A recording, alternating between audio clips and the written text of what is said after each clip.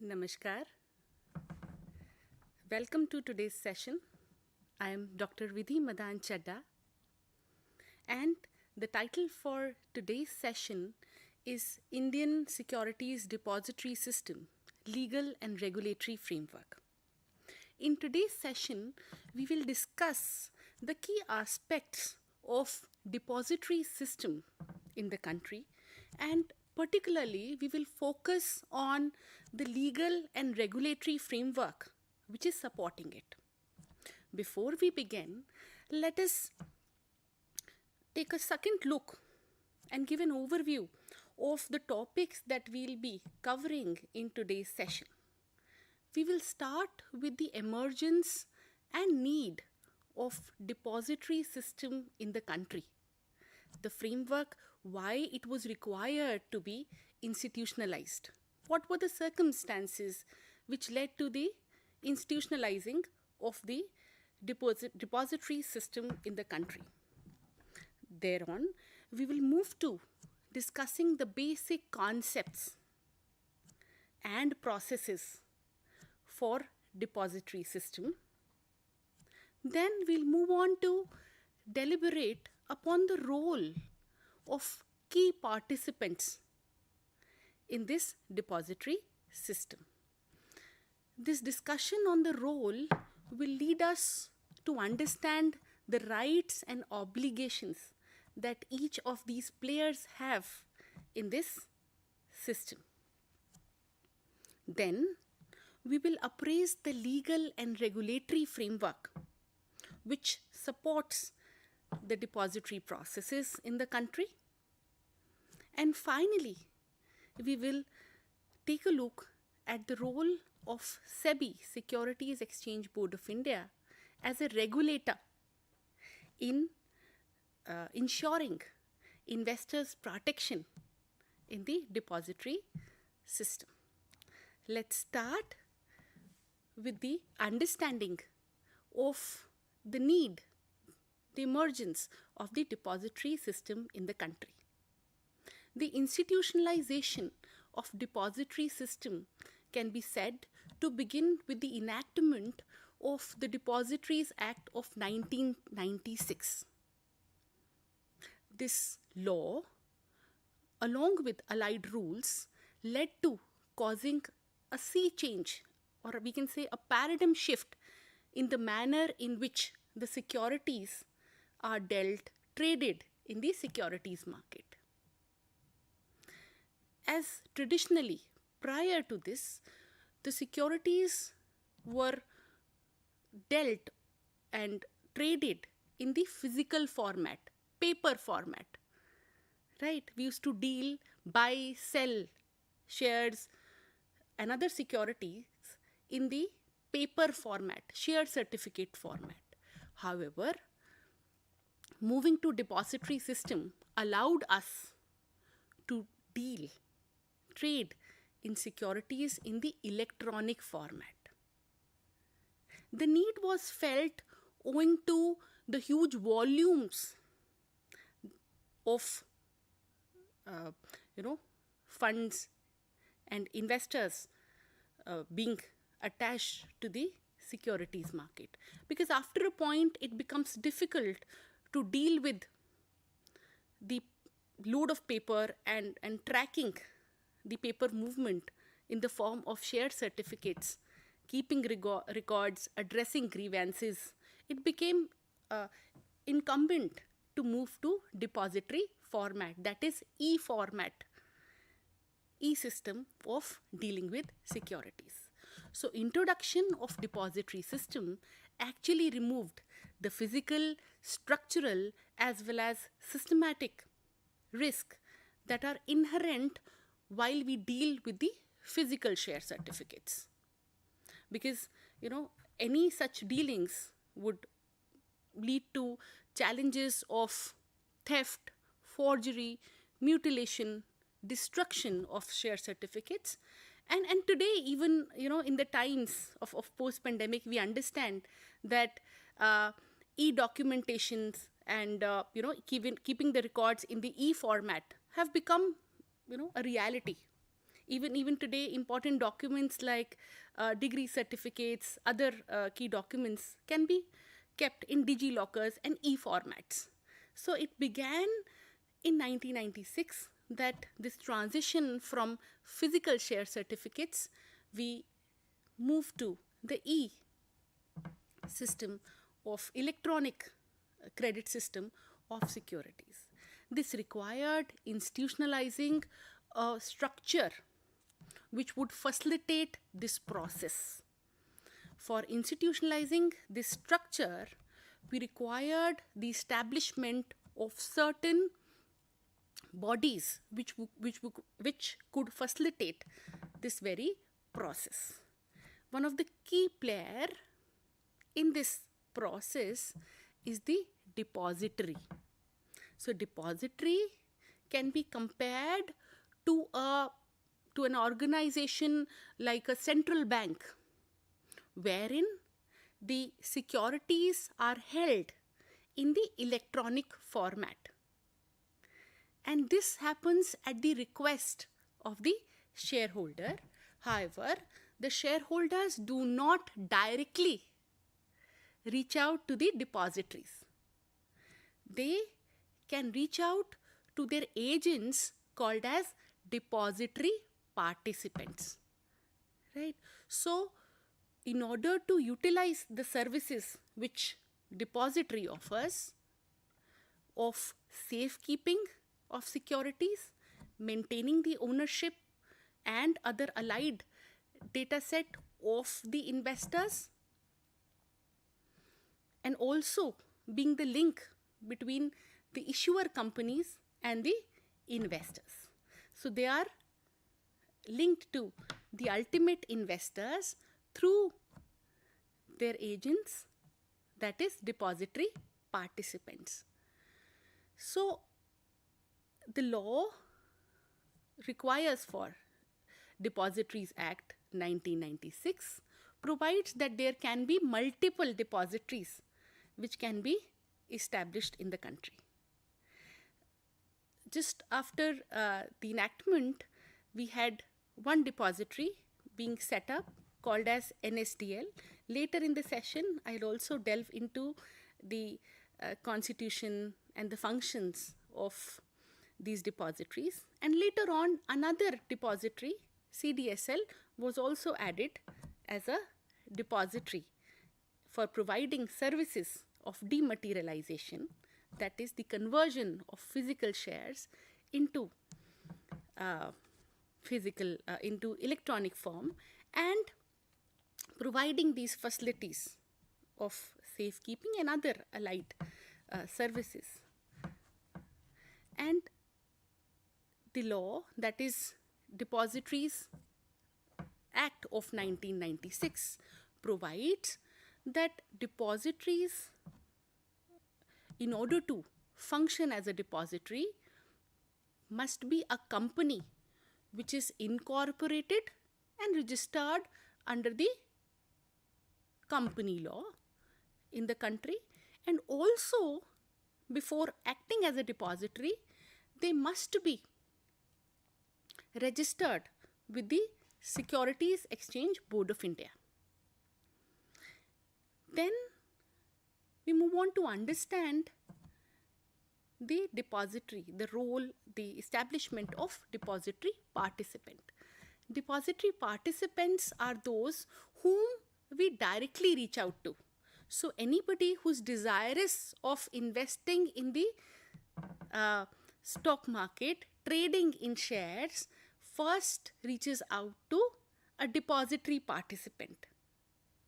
And depository participant are the agents or of the depository and the representatives of the investors in the depository system, and they cause this link between investor and depository.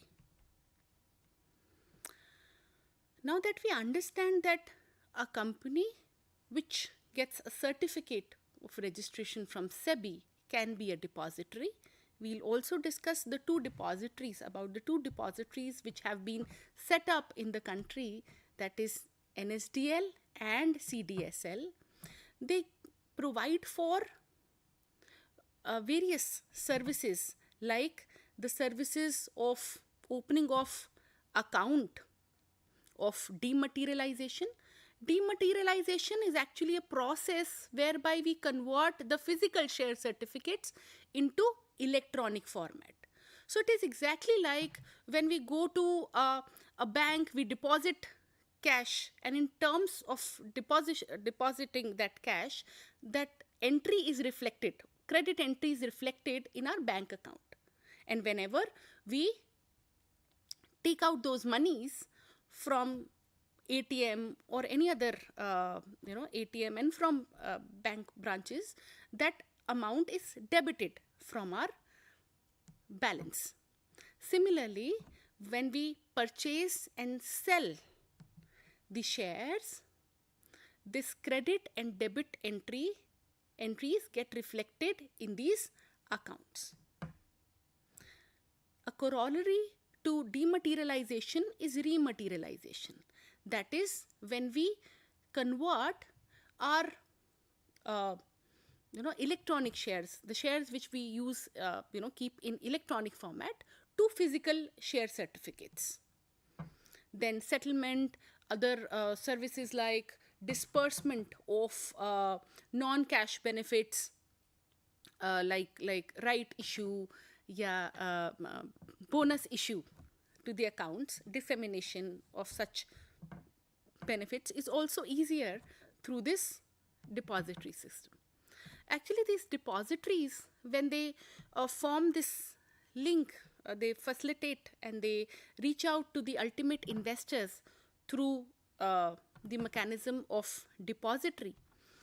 They somehow institutionalize and streamline this process of converting physical share certificates into electronic format and further trading in these shares in the stock market in these electronic format.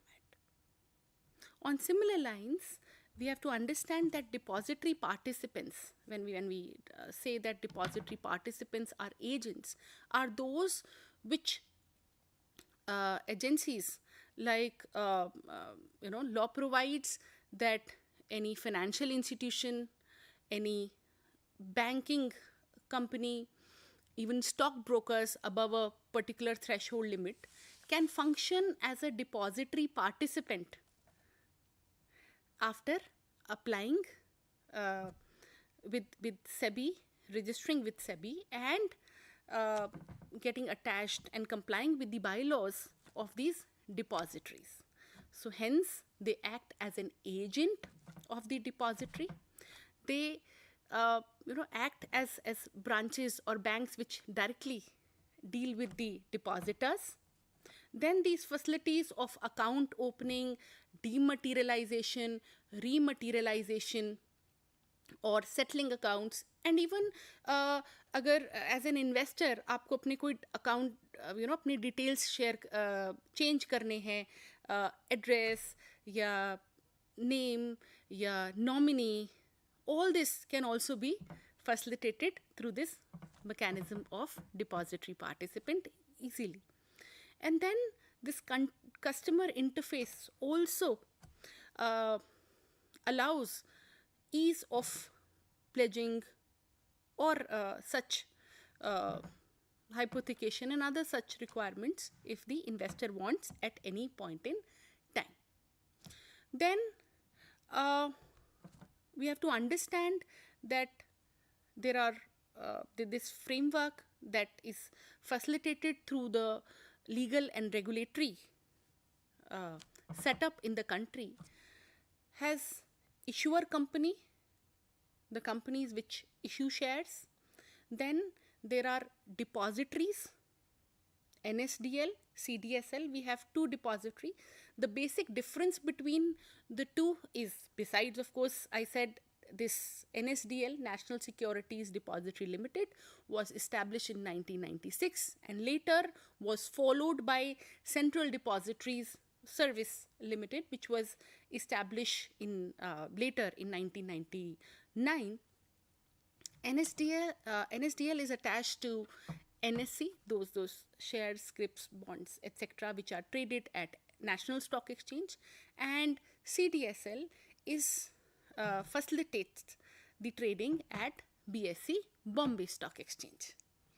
So this is the basic difference between national NSDL and CDSL. Otherwise, in terms of their functioning, in terms of their way of working, they are same.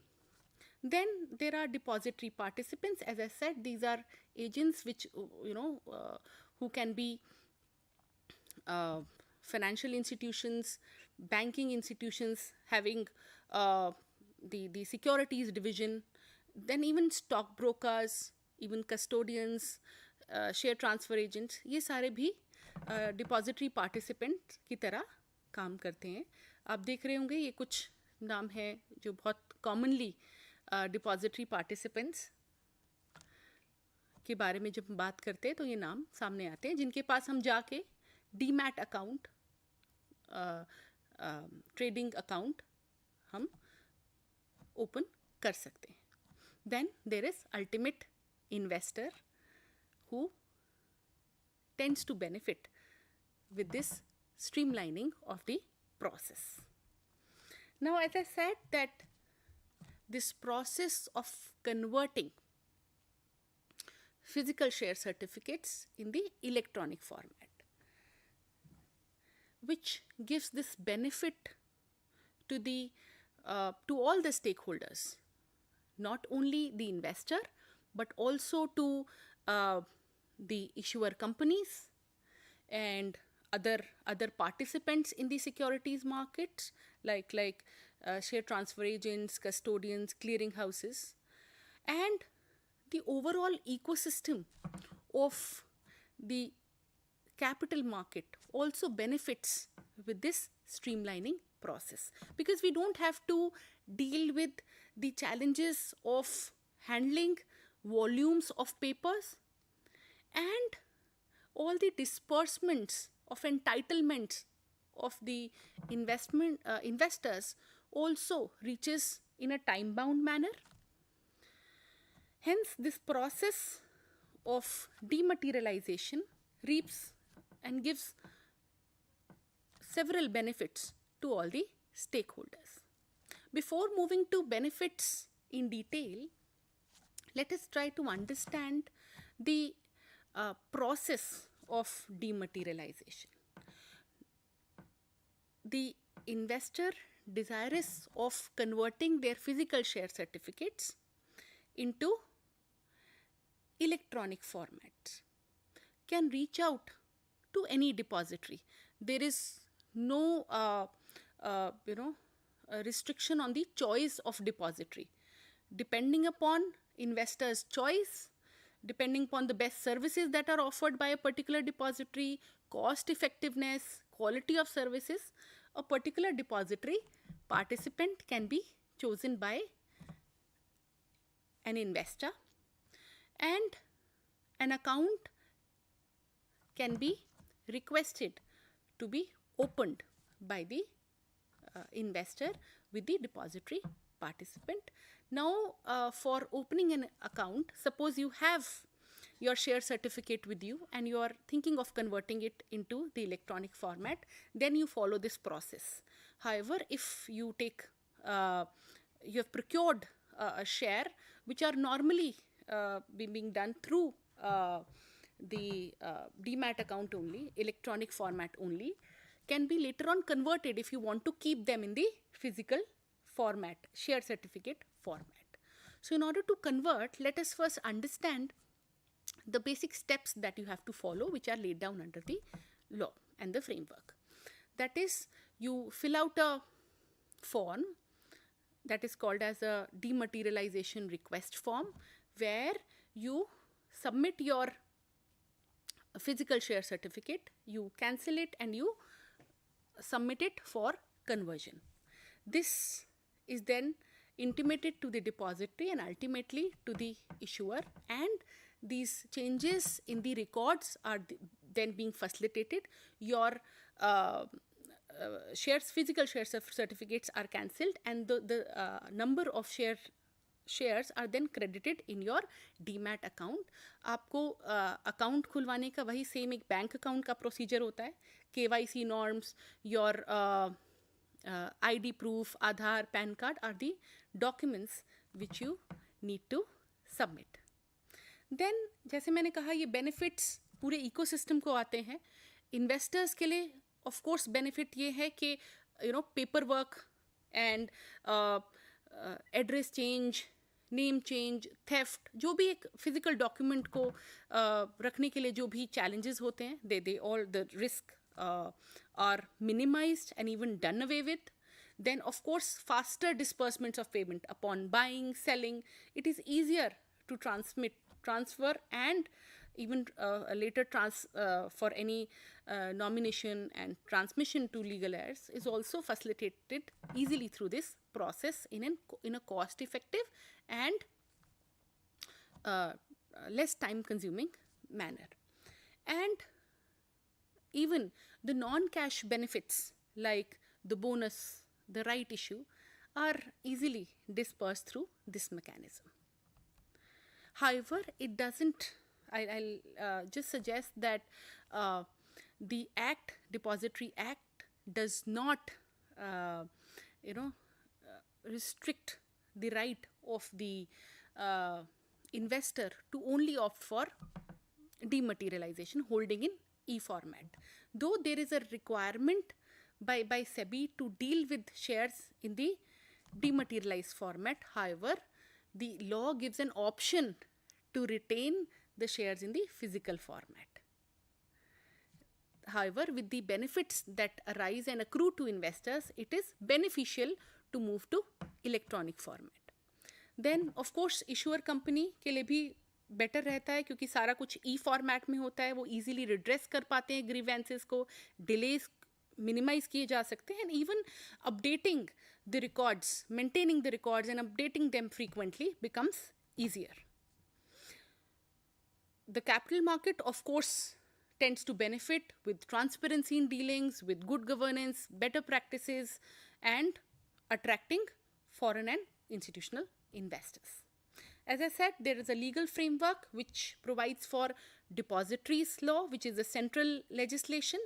Then SEBI provides for the regulation of the participants, depository, all of them in this sector.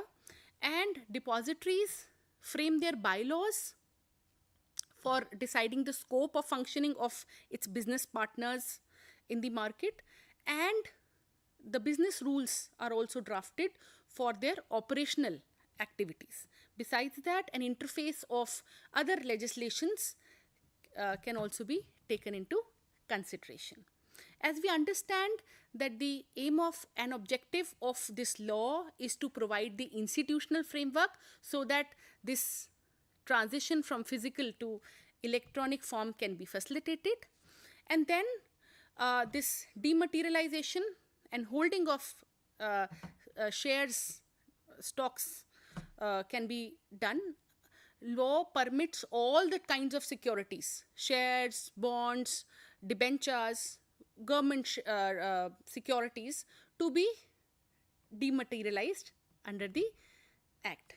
Then the securities become fungible. When I say fungible, it means interchangeable. The moment you surrender the security, your physical share certificates, they tend to lose their value, and जब आप later on अगर आप उसको कराना चाहेंगे वापस rematerialize, then you will not get the same share certificate. It is similar like जब हम cash deposit करते हैं और हम withdraw करते हैं, you don't get the same currency notes. Similarly, upon your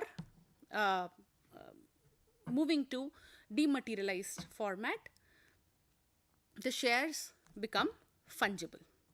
As I said, that issuer company, depository participant, and investor, they are all bound by agreements with each other. This framework gives out rights and obligations to each of these parties. Of course, depositories are bound to act as the registered owner upon dematerialization and maintain the registers and other details of the beneficial owners, that is the investors. The depository participants always have to maintain the account of buying, selling of the investors in the dematerialized format. Issuer companies जो है उन they are duty bound to provide details as and when required to the depository, and beneficial owners, as I said, they can opt out anytime. They get all the benefits easily under the depository format of any they continue to enjoy all the rights they have as a shareholder in the company, and it facilitates ease of any pledge, hypothecation, etc. in the process. अब SEBI इस पूरे process को इन सारी powers से बहुत easily regulate कर पाता है, where it has the power to call upon any information और inquiry for any inspection. It has power to even give directions in case it observes that there is any non-compliance of the provisions of the law, and it can even go ahead with levying penalties and adjudicate as the case may be. So SEBI के पास depository participants, issuer company, if any details are required and they are not submitted, then to call upon such details and directions can be issued. Then the penalties are normally levied for failure in complying with any of the directions of SEBI or furnishing any information which is required by the issuer company, depository or depository participant, or any of these. If any of these participants, they fail to enter into agreement, or they fail to redress investors' grievances, there is any delay in the process, or the records don't reconcile, there is a requirement of levying penalty. और इस process को और streamline करने के लिए there is even Scores, a platform which is provided by SEBI for centralized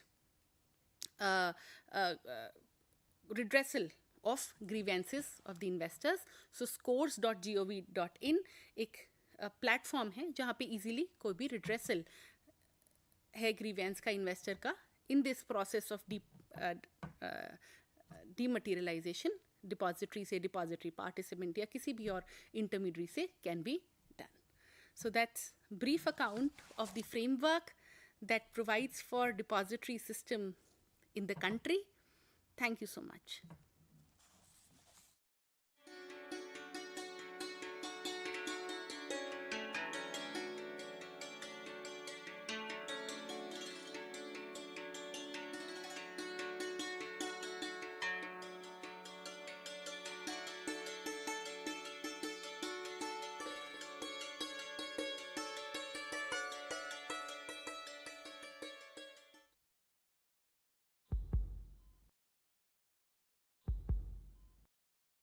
critical है but we are trying.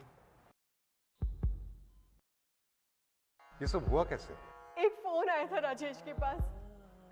उसने कहा कि उनकी 1 करोड़ की लॉटरी निकली है और उसके लिए उसने बैंक डिटेल्स मांगी.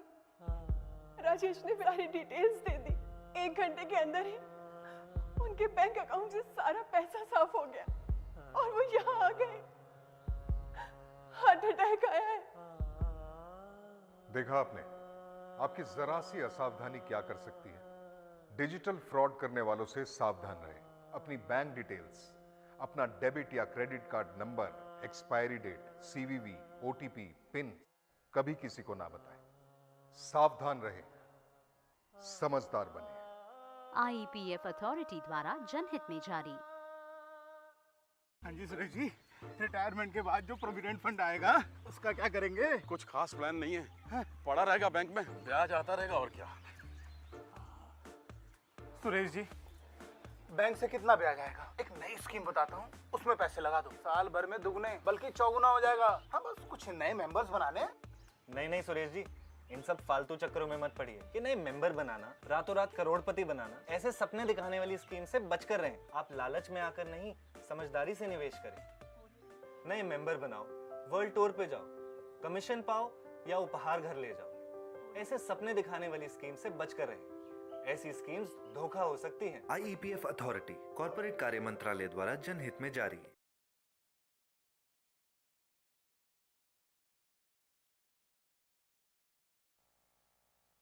यार वो मेरे बचपन का दोस्त है, वो क्यों मुझसे झूठ कहने लगा? वो कह रहा था इस स्कीम में पैसा लगाने पर 6 महीने में 10 के 20,000 हो जाएंगे।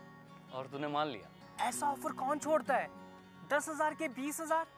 एक काम कर, ये ले 100 रुपये पकड़ना और जाके 10 किलो लड्डू लेके आ। अबे पागल है क्या? 100 रुपए में 10 किलो लड्डू आते हैं? अबे इसके तो 1 किलो लड्डू भी नहीं आएंगे। जब इतना जानता है तो ये नहीं जानता कि 6 महीने में 10,000 के 20,000 नहीं होते। समझदारी बढ़ा, लालच नहीं। लालच में न आए, समझदारी बढ़ाएं। IEPF अथॉरिटी द्वारा जनहित में जारी। कैनवास में रंग भरकर उसे जीवित बना देना एक कला कहलाती है। इसी तरह अपनी जमा पूंजी बढ़ाकर जिंदगी बना लेना भी एक कला ही है। मैंने भी ये स्टूडियो ऐसे ही बनाया है, पाई पाई जमा करके। मुझे भी लोग फोन करते हैं, मेल करते हैं, मुझे कन्विंस करते हैं कि उनकी इन्वेस्टमेंट स्कीम्स बहुत अच्छी है। उन लोगों के भी रेफरेंसेस देते हैं जिन्हें फ़ायदा हुआ है, पर मैं अपनी रिसर्च खुद करती हूँ। आपको भी यही करना चाहिए। सरकार के कुछ वेबसाइट्स हैं जिन पर जाकर आप अपने निवेश से संबंधित पूरी जानकारी ले सकते हैं, और ये वेबसाइट्स हैं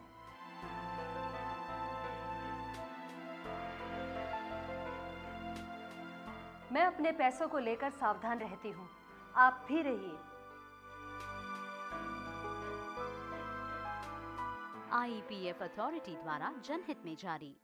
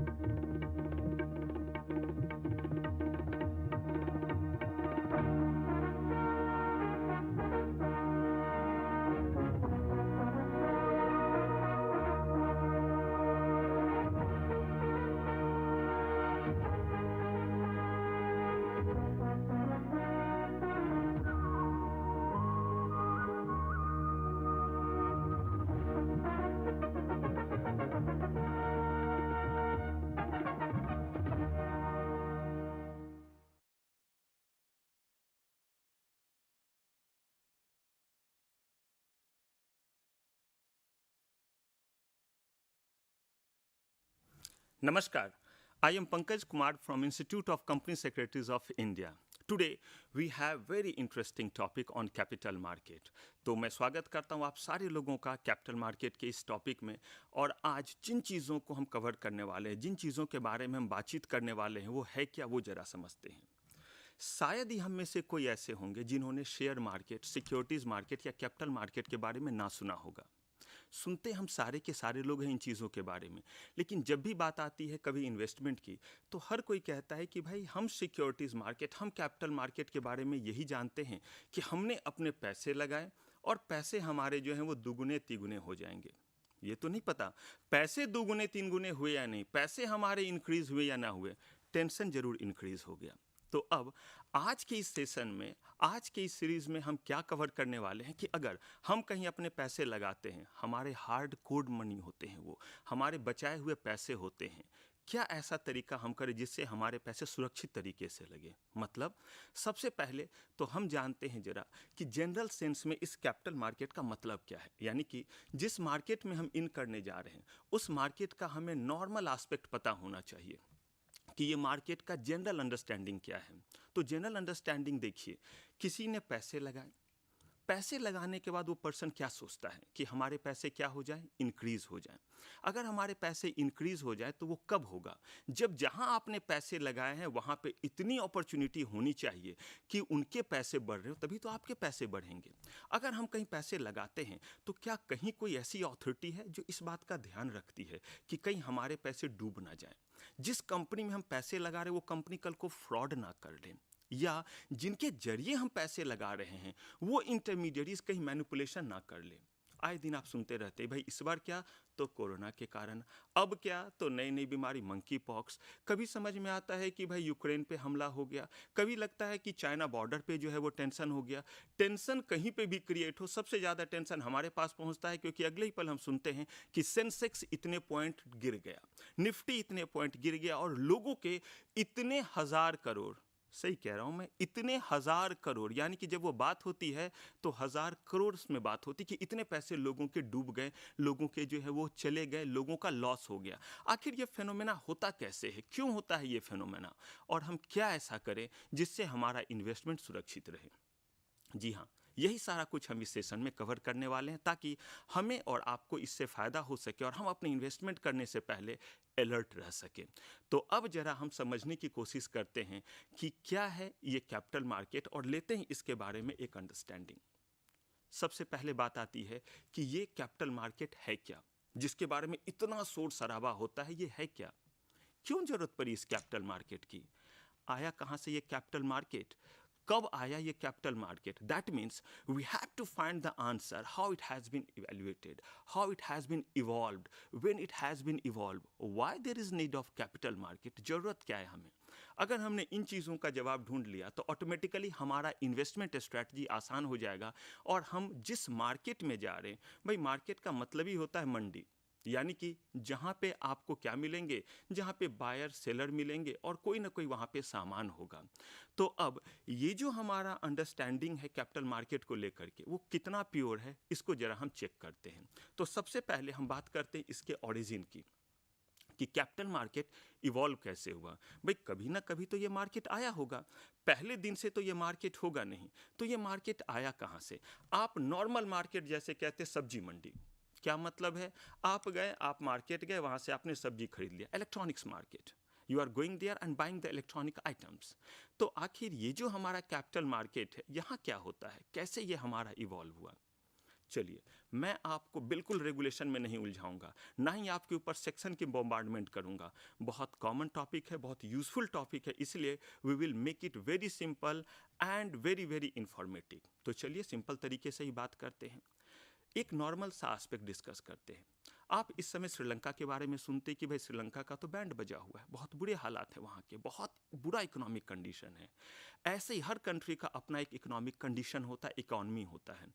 किसी भी कंट्री का इकॉनमी इस बात पे डिपेंड करता है कि उस कंट्री का जीडीपी क्या है, और किसी भी कंट्री का जीडीपी किस बात पे डिपेंड करता है कि उस कंट्री में कितना ज़्यादा प्रोडक्शन हो रहा है, यानी कि प्रोडक्शन और सर्विसेज।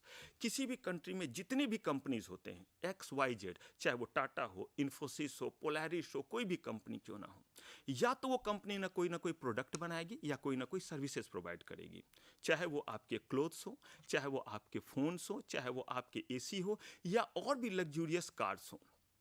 प्रोडक्ट, चाहे वो खाने के प्रोडक्ट क्यों ना हो, कहीं ना कहीं कंपनी या तो प्रोडक्ट बनाती है या क्या करती है, कोई ना कोई सर्विस प्रोवाइड करती है। सर्विस का क्या मतलब हो गया, चाहे वो कुरियर का सर्विस हो गया, चाहे वो ओला उबर का सर्विस हो गया, चाहे हमारे और आपके घर में अर्बन क्लैप जो पहुंच करके सर्विस प्रोवाइड करती है, चाहे आपके वो सेविंग और हेयर कटिंग का ही क्यों ना हो, सर्विसेज हैं वो सारे के सारे। तो ये कंपनी जब सर्विस प्रोवाइड करती है और प्रोडक्ट प्रोवाइड करती है, तो सोचिए जरा, इन्हें पैसे की रिक्वायरमेंट होगी, किस चीज़ के लिए, इन्हें पैसे की रिक्वायरमेंट होगी अपने रॉ मटेरियल खरीदने के लिए, इन्हें रिक्वायरमेंट होगी इक्विपमेंट खरीदने के लिए, इन्हें रिक्वायरमेंट होगी अपने प्रोडक्ट को लॉन्च करने के लिए फंड की रिक्वायरमेंट होगी। तो एक तरफ ये कंपनी है जिन्हें पैसे की रिक्वायरमेंट है, और दूसरी तरफ है हम और आप इन्वेस्टर्स जिनके पास पैसे हैं। ये कौन से पैसे हैं, ये हमारे आइडल मनी है। आइडल मनी का मतलब है हमारे सरप्लस मनी है, यानी ये वो पैसे हैं जो पैसे हमारे और आपके ज़रूरत के बाद बचाए हुए पैसे, हमारे सेविंग के पैसे हैं। तो क्या करें, लुटा दें इन पैसे को? बिल्कुल ही नहीं लुटाएंगे। हम चाहेंगे कि ये पैसे हमारे और क्या हो जाएं, और इंक्रीज हो जाएं। कैसे इंक्रीज होगा? जब ये पैसे हम किसी ऐसे जगह लगाएंगे जो हमें कहते हैं, कंपनी कहती है हमें कि आइए हम में इन्वेस्टमेंट कीजिए और हम आपको रिटर्न देंगे। अगर आप हमें 100 रुपये लगाते हैं तो हम आपको 110 रुपये देंगे, एक पर्टिकुलर टाइम पे देंगे। या आप हमारे कंपनी के शेयर्स में लगा दीजिए, डिवेंचर में लगा दीजिए और आपके पैसे जो है वो इंक्रीज हो जाएंगे। मतलब एक तरफ आइडल मनी, एक तरफ रिक्वायरमेंट ऑफ मनी। ये दो लोग आपस में आए और कंपनी ने कहा कि आप आइए और हमें पैसे दीजिए। लेकिन कंपनी की ये जो पैसे की रिक्वायरमेंट है ये दो तरह की है। एक शॉर्ट टर्म के लिए। शॉर्ट टर्म का क्या मतलब है? कितना समय? 1 साल से कम दिनों का समय। और एक है लॉन्ग टर्म। क्या मतलब है लॉन्ग टर्म का? 1 ईयर और मोर देन 1 ईयर। अब कंपनी के ये दो तरह के रिक्वायरमेंट कैसे हो सकते हैं? बड़ा सिंपल है ये रिक्वायरमेंट। कंपनी को रॉ मटेरियल चाहिए। मान लीजिए कार बनाने वाली कंपनी है। कार बनाने वाली कंपनी को स्टील खरीदने होंगे, टायर खरीदने होंगे, रबर खरीदने होंगे, कुछ प्लास्टिक्स खरीदने होंगे। उन चीज़ों का वो इस्तेमाल करेगी as raw material and they will produce what? Finish product. Car तैयार हो जाएगी। उस कार को वो बेचेंगे, बेचने से उनके पास क्या आएंगे? पैसे आएंगे। मतलब इसे हम कहते हैं वर्किंग कैपिटल। तो कंपनी को वर्किंग कैपिटल की रिक्वायरमेंट होगी और कंपनी अपने वर्किंग कैपिटल के लिए आपसे कहती है कि आइए हमें वर्किंग कैपिटल दीजिए, हम 6 महीने 7 महीने में आपको पैसे दे देंगे। अगर आपने उस 6-7 महीने के लिए पैसे दिए तो ऐसे केस में ये कहलाया मनी मार्केट। यानी कि कम पैसे देने वाले आप हैं, पैसे लेने वाली वही कंपनी है, लेकिन आपसे जो पैसे ले रही वो कह रही कि 1 साल से कम दिनों के लिए है। 1 साल से कम दिनों का मतलब है कि जो भी आपके अमाउंट है, वो अमाउंट जो भी हमने आपसे कमिटमेंट किया है कि इतने दिनों में आपको वापस कर देंगे, वो हम आपको जो है वो 1 साल के भीतर वापस कर देंगे। अगर ऐसा है तो आप और वो कंपनी किस मार्केट में है? मनी मार्केट में। लेकिन यही कंपनी कहती है कि हमें बड़ा प्रोजेक्ट जो है वो लॉन्च करना है, यानी कि हमें कार बनाने के लिए एक अलग यूनिट बनाना है। भाई इसमें तो प्लांट, मशीनरी, बहुत सारे इक्विपमेंट आएंगे तो जाकर के ये हमारा तैयार होगा। 4 साल 5 साल लगेंगे। फिर कंपनी जो इससे प्रोडक्शन शुरू करेगी उस यूनिट से। प्रोडक्शन करने के बाद उसे लेकर के कहाँ आएगी? मार्केट में आएगी। और मार्केट में जब वो आएगी तब उन्हें मिलेगा पैसा। और जब उनके पास पैसा आएगा तभी तो वो आपके पैसे आपको देंगे। ऐसे केस में ये आपका 1 साल या बहुत दिनों का टाइम हो जाता है। ऐसे केस में वो किस मार्केट में है? कैपिटल मार्केट में। कहने का मतलब है वही कंपनी, वही आप, लेकिन इस बार आप हो गए कैपिटल मार्केट में। मतलब ये है कि कहीं भी मनी मार्केट जैसा कोई बैनर नहीं लगा हुआ है कि मनी मार्केट में आपका स्वागत है या कैपिटल मार्केट में आपका स्वागत है। वही कंपनी अगर 1 साल या उससे ज़्यादा दिनों के लिए आपसे पैसे लेती है और आप उसमें इन्वेस्टमेंट करते हैं, वो आपको बताती है प्रोजेक्ट के बारे में, तो इसका मतलब है कि ये हुआ हमारा कैपिटल मार्केट। तो यहां से बेसिकली जो है वो क्या हुआ? आपका कैपिटल मार्केट की शुरुआत हुई। जो वर्ड हम ऐसे कह देते हैं शेयर मार्केट या पैसे लगा दिया तो कैपिटल मार्केट हो गया, तो ये है आपका रियल में कैपिटल मार्केट। लेकिन अभी यहाँ पे हमें और क्या एक खास चीज एक्सप्लोर करना है। वो जो एक्सप्लोर करना है वो हमारा है कि इसका फॉर्मेशन कैसे हुआ। अब आप सोचेंगे फॉर्मेशन का क्या मतलब है? मुझे एक कॉमन सी बात बताइए। किसी भी मार्केट में जब आप जाते हैं तो किसी भी मार्केट में आपको कौन सा कॉमन चीज मिलता है? एक ईश्वर, यानी कि आपके जो है कौन हो गए? एक आपके सेलर, एक आपके जो इन्वेस्टर यानी कि बायर, एक आपका प्रोडक्ट। और हम और आप जब भी मार्केट में जाते हैं तो हम आप बायर हो गए, ऐसे ही सेलर भी मार्केट में खड़ा है और किसी न किसी प्रोडक्ट को लेकर के है। ये प्रोडक्ट आपका कुछ भी हो सकता है। हमारी इस कैपिटल मार्केट के केस में क्या होगा वो हमें देखना रहेगा। पहले जरा जनरल लाइफ से जुड़ा हुआ चीज़ है तो जनरल चीज़ों से इसे क्या करते हैं? हम कॉरिलेट करते हैं। यानी कि हम और आप पहुंचे मार्केट में। कौन से मार्केट में? इलेक्ट्रॉनिक्स मार्केट में। क्या मिलेगा वहां पे? हमें इलेक्ट्रॉनिक्स आइटम्स मिलेंगे। अब हमें वो टीवी भी दिखला रहा है, हमें वो मोबाइल भी दिखला रहा है, हमें और भी चीज़ें दिखला रहा है। अब अगर वो चीज़ें हमें पसंद आती है, हम क्या करते हैं? उन्हें पे करते हैं, सामान लेते हैं, चले आते हैं। और हम कहते हैं कि हम किस मार्केट में? इलेक्ट्रॉनिक्स मार्केट में। लेकिन सोचिए जरा, यहाँ पे एक और भी बात है। और वो बात क्या है? सामान उनका है, पैसे हमारे पास हैं, हम मार्केट में पहुंचे हैं। यानी कि बेचने वाला कोई है, खरीदने वाला कोई है, और सामान किनका है? बेचने वाले का है। लेकिन इसके अलावा भी पर्सन है, और वो पर्सन कौन है? जो उस मार्केट को बेसिकली क्या कर रहे हैं? मैनेज कर रहे हैं। यानी कि आप मार्केट में गए, वहां पे सफाई होगी, लाइटिंग होगी वहां पे। इन चीजों को कौन मैनेज करते? ना मैं मैनेज कर रहा हूं, मैं तो खरीदने ही गया हुआ हूं। तो खरीदने गए तो पहले क्या करते? झाड़ू पोछा लगा के उसके बाद खरीदने जाते हैं? नहीं, बेचने वाला ऐसा कर रहा है। तो इसके लिए जो है वो एक इंटरमीडियरीज आया, उसका काम बस इतना ही है कि बायर और सेलर को फैसिलिटेट करना, बायर और सेलर को उस जगह पे क्या करना, मिला देना, उनके बीच में चेन का काम करना। तो आइए जरा इस कॉमन एग्जाम्पल को कैपिटल मार्केट से कोरिलेट करते हैं।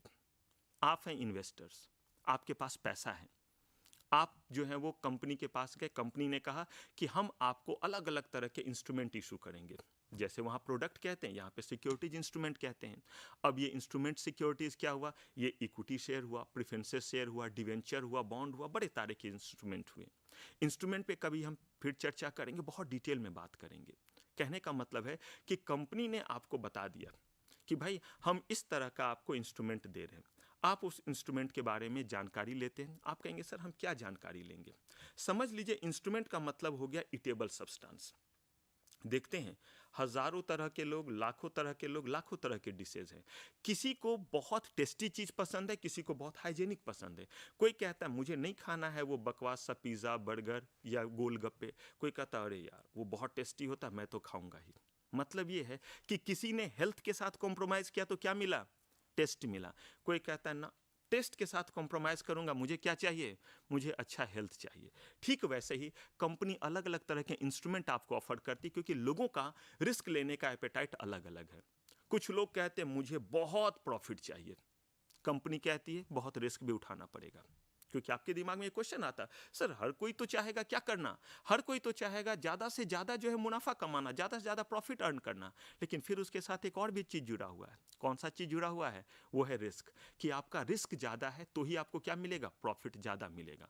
आप कहते नहीं मेरे लिए तो इतना भी अगर प्रॉफिट हो जाए तो सफिशियंट है, मैं इससे ज़्यादा का रिस्क नहीं लूँगा। अगर आप उससे ज़्यादा का रिस्क नहीं लेंगे तो आप क्या कीजिए, डिवेंचर में लगा दीजिए या कोई और सेफ इंस्ट्रूमेंट में लगा दीजिए, जहाँ कंपनी कहती है कि मुझे प्रॉफिट हो या लॉस हो आपको हमेशा मैं इतना रिटर्न दूंगा। दूसरी तरफ कंपनी कहती है हमारे इक्विटी शेयर में पैसे लगाओ, अनलिमिटेड रिटर्न दूंगा, कंपनी का जितना ज्यादा प्रॉफिट होगा उतना ज्यादा आपको क्या मिलेगा, उतना ज्यादा आपको रिटर्न मिलेगा। बट अगर कंपनी को लॉस हुआ बॉस तो आपके सारे पैसे गए। अब आप सोच लीजिए आपको क्या करना है। फिर मैंने आपको रिलेट किया, भाई टेस्ट चाहिए, गोलगप्पे खाइए, बीमार पड़िए। आप कहते हैं नहीं अच्छा हेल्थ चाहिए तो भाई खाइए आप बहुत सारे स्प्राउट और बाकी फ्रूट्स वगैरह, टेस्ट आपको कम मिलेगा। तो कंपनी ने कहा कि हम डिफरेंट तरह के इंस्ट्रूमेंट देंगे, तो कंपनी हो गई इशूअर। जैसे हम कहते हैं सेलर, वैसे ही हो गए इशूअर, और हम और आप क्या हो गए, इन्वेस्टर, जिसे हम कहते हैं बायर। और यही जो हमारा equity share, preferences shares, debenture, bond, ये सब क्या हो गए, ये सब हो गए डिफरेंट तरह के प्रोडक्ट। और अब कंपनी आप तक कैसे जो है वो उन इंस्ट्रूमेंट को पहुंचाए और आपके पैसे कंपनी तक कैसे पहुंचे। क्या आप अपने जेब से पैसे निकालेंगे, उसे जो है वो लपेटेंगे, कस के उछालेंगे, कंपनी वहां पे कैच करेगी और शेयर सर्टिफिकेट बना करके, कागज बना करके बचपन में जैसे उड़ाते थे वैसे उड़ाएगी और आप तक पहुंच जाएगा? I don't think so. तो कैसे आपके पैसे पहुंचेंगे कंपनी तक, और कैसे जो है वो कंपनी के जो वो इंस्ट्रूमेंट हैं, वो शेयर सर्टिफिकेट, वो प्रेफरेंशियल शेयर सर्टिफिकेट, वो डिवेंचर सर्टिफिकेट, वो बॉन्ड, वो डिपॉजिट सर्टिफिकेट कैसे आप तक पहुंचेगा? इस बीच में हमारे होते हैं इंटरमीडिएरीज। तो जो भी लोग आपको और किनको कंपनी को मिलाने का काम करेंगे वो क्या कहलाते हैं, वो सारे के सारे लोग इंटरमीडिएरीज कहलाते हैं। ये इंटरमीडिएरीज के नाम नॉर्मली कौन कौन हो सकते हैं? ये इंटरमीडिएरीज जो है वो आपके हो सकते हैं portfolio manager, broker, merchant banker, registrar and share transfer agent, बड़े सारे ऐसे लोग हो सकते हैं। इन सब को रेगुलेट करने के लिए हमारे पास सेबी है जो इन सबको क्या करती है, रेगुलेट करती है। चलिए, तो ये तो हमने समझ लिया कि कैसे हमारा ये फॉर्मेशन हुआ, लेकिन जरा सोचिए कंपनी को क्या सिर्फ और सिर्फ पहले बार ही शेयर्स की रिक्वायरमेंट होगी? कैपिटल मार्केट का जरा स्ट्रक्चर समझते हैं।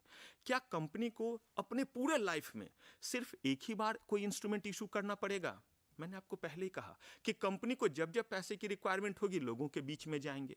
तो अगर कंपनी को पैसे की एक बार रिक्वायरमेंट है, जब जब रिक्वायरमेंट है तो वो लोगों के बीच में गए, ये कहलाता है प्राइमरी मार्केट। अब आप कहेंगे कि ये जेंडर लाइफ से कैसे कोरिलेट हुआ? मैं एक सिंपल एग्जांपल लेता हूं। किसान खेतों में जो है वो अलग अलग तरह के फल हो गए या अनाज हो गए, वो बेसिकली क्या करते हैं, वो बेसिकली कल्टीवेट करते हैं।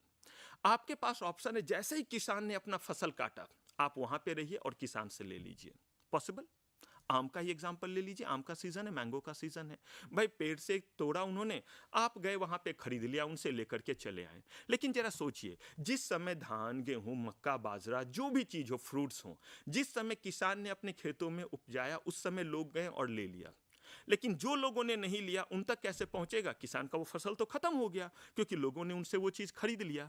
तो अगर आप डायरेक्टली किसान तक गए और वहां से चीजों को ले लिया, चाहे वो आप हो, चाहे वो रिलायंस कंपनी हो, चाहे वो टाटा कंपनी हो, अगर उन्होंने वहां से ले लिया तो ये कहलाया प्राइमरी मार्केट। मतलब कंपनी ने कहा मुझे 10 करोड़ रुपए की जरूरत है, मैं 1 करोड़ इक्विटी शेयर इशू करूंगा 10 रुपए वाले। लोगों ने लिया, 1 करोड़ शेयर लोगों के बीच में बट गए, सारे लोग नहीं पहुंच पाए। अब ये सारे के सारे 1 करोड़ शेयर किनके पास? जिन लोगों ने उस समय लिया। यही कहलाया प्राइमरी मार्केट, जहां डायरेक्टली आप क्या करते हैं? डायरेक्टली कंपनी से जो है वो शेयर्स को ले लेते हैं। ले लिया आपने, जैसे किसान से लेते हैं। लेकिन अब कुछ दिनों के बाद जिन लोगों ने लिया नहीं था, उन्हें अगर चाहिए, क्या हम और आप किसान से जाकर के आम खरीदते हैं? जरा सोचिए तो, हर दिन खा रहे हैं किसान से खरीद करके। चावल दाल किसान के खेतों से जाकर के ला रहे हैं? बिल्कुल नहीं, दुकान से ला रहे हैं। दुकान वाले ने कहां से लाया? ये कहीं से लाया जिन्होंने किसान के पास से लाया।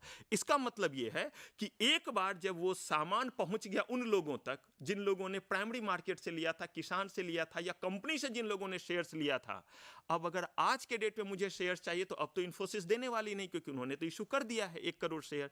टीसीएस ने शेयर इशू कर दिया, तो हम किनसे शेयर लेंगे? सोचिए जरा, उनसे लेंगे जिन्होंने प्राइमरी मार्केट से क्या किया था? शेयर खरीदा था। अब जिन लोगों ने प्राइमरी मार्केट से शेयर खरीदा था, क्या सोच के खरीदा था कि इसके प्राइस बढ़े?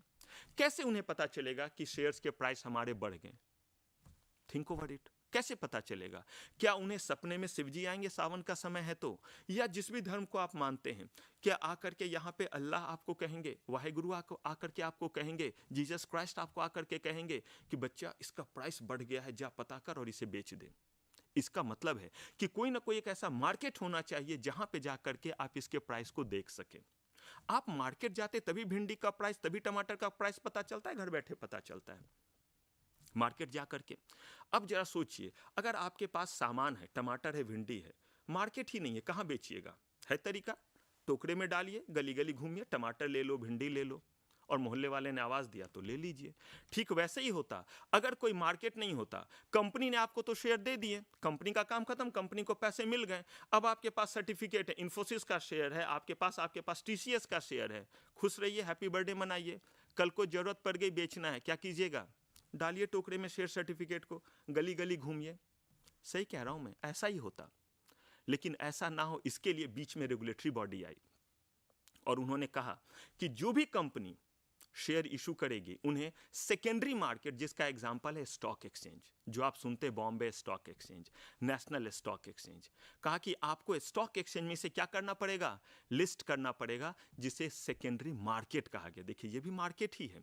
आपको उसे लिस्ट करना पड़ेगा और वहां आप क्या कर सकते हैं? इनके प्राइस को देखिए, और डिमांड और सप्लाई के बेसिस पे इनके दाम क्या होंगे? बढ़ेंगे। तो डिमांड और सप्लाई का मतलब क्या हुआ?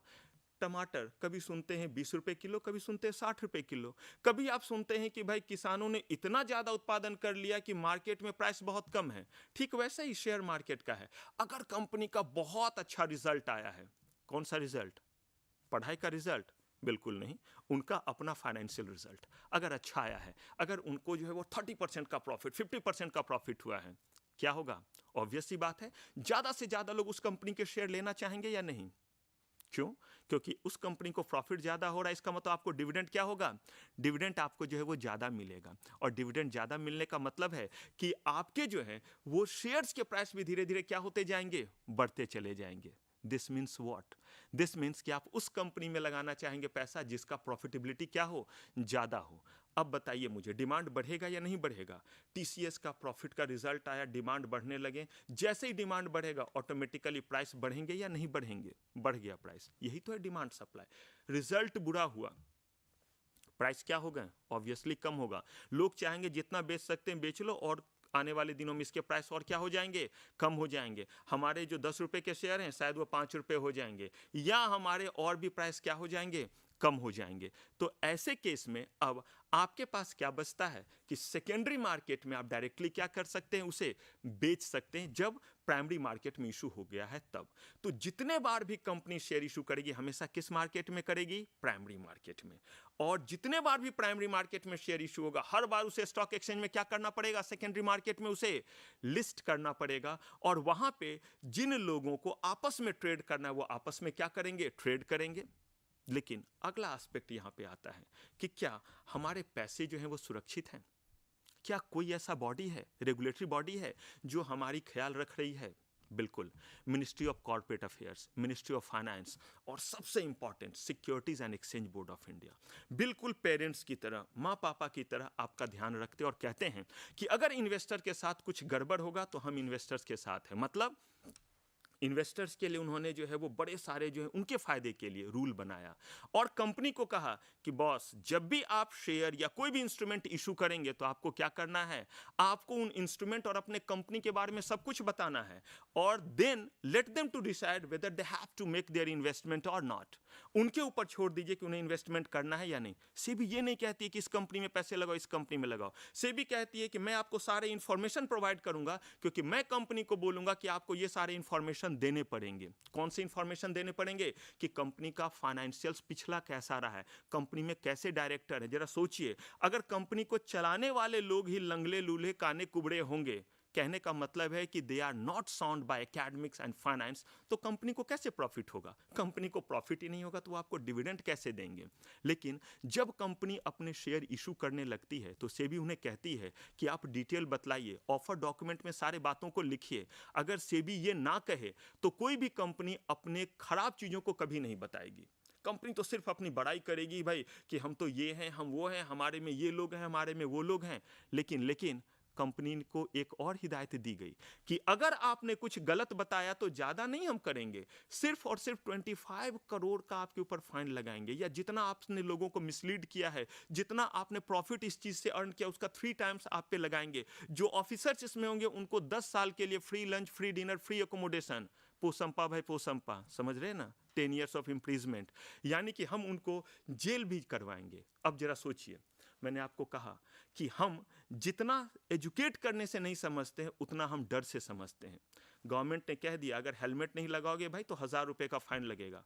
आपको सबके पास हेलमेट दिखेगा। जब 100 रुपए का चालान होता था तो लोग बोलते थे कि भाई चलो ना, जो होगा देख लेंगे, 100 का एक पत्ती निकालेंगे, थमा देंगे, निकल जाएंगे। अब 1000 रुपए देने में उन्हें चुभते हैं, खुद लॉ को फॉलो करते हैं। तो सेबी ने बहुत स्ट्रिक्ट रूल बनाया इन कंपनीज के लिए और क्या कहा कि आपको अपने ऑफर डॉक्यूमेंट में सारी बातें बतानी है। और इन्वेस्टर को कहा, क्या कहा इन्वेस्टर्स को, कि मार्केट बहुत वोलाटाइल है, यहाँ कुछ रिस्क इन्वॉल्व है। तो आप क्या कीजिए, जब भी कभी भी इन्वेस्टमेंट कीजिए तो सोच कर समझ कर इन्वेस्ट कर, सोच के समझ के। हम आपको रिड्रेसल के लिए मैकेनिज्म दिए हैं। आपको अगर कोई गिला शिकवा है, सेबी कहती है ऑनलाइन आप जो है वो अपना गिला शिकवा दर्ज कराइए, कंप्लेन कर सकते हैं। आप चाहें तो फिजिकल जो है वो क्या कर सकते हैं, दर्ज कर सकते हैं। बहुत सारे प्रोग्राम से जिनके जरिए हम आप तक ये इंफॉर्मेशन पहुंचाते हैं, सेबी कहती है, लेकिन कम से कम इन इंफॉर्मेशन को यूज तो करें। तो जब भी आप कभी इन्वेस्टमेंट करें तो इन चीज़ों का ध्यान रखें। अब बात यह आती है कि अगर कभी हमें इन्वेस्टमेंट करना रहे तो हम इक्विटी शेयर में करें, प्रेफरेंशियल शेयर में करें, डिवेंचर में करें, बॉन्ड में करें, किस में इन्वेस्टमेंट करें। तो अगले किसी सेशन में जब मुलाकात होगी तो इस पे हम लोग और चर्चा करेंगे। तो फिलहाल इस सेशन में इतना ही, अगले सेशन में फिर मुलाकात होगी। तब तक के लिए बिल्कुल सोच कर समझ कर इन्वेस्टमेंट करें और एकदम ध्यान रखें सेबी ने जो जो आपके लिए प्रिकॉशंस बताए हुए हैं। तो मिलते हैं अगले सेशन में, तब तक के लिए नमस्कार।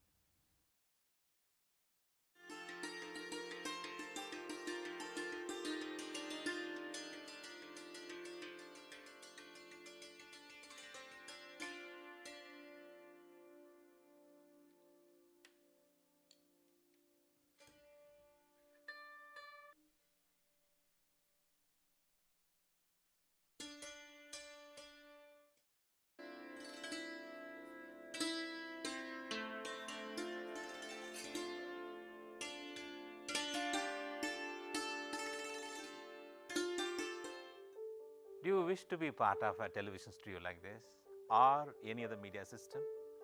or already part of any media system want to enhance a new set of skills?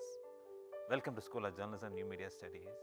Here in the School of Journalism and New Media Studies, we are offering program for all set of people to learn and enhance their media skills. The vision of School of Journalism and New Media Studies is to generate a new set of professionals in the area of media and communication studies with understanding about role of media in the national development and global understanding. We offer innovative programs in the field of journalism and mass communication that sets the benchmark of high quality learning and teaching process at the national level. We offer these programs across the country with the help of our regional network as well as study center.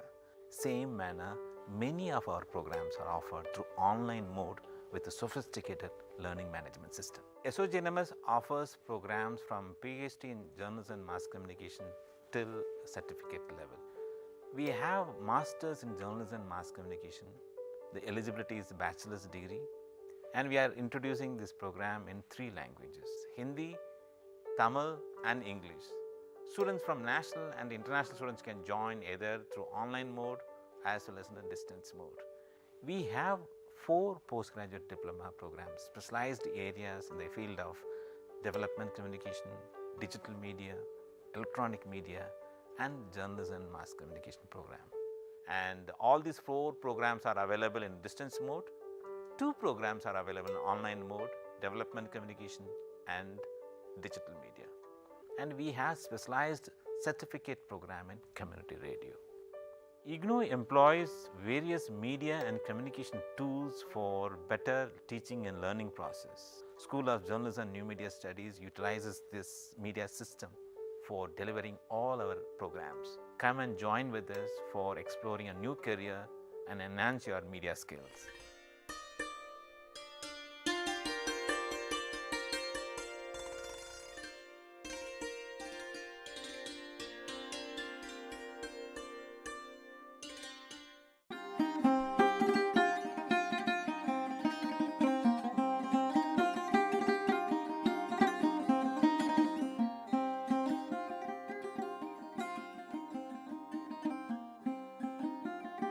Indira Gandhi National Open University is established by an Act of Parliament, and in 2021 IGNOU is accredited by NAC as A++. School of Engineering and Technology is one of the school of studies of Indira Gandhi National University.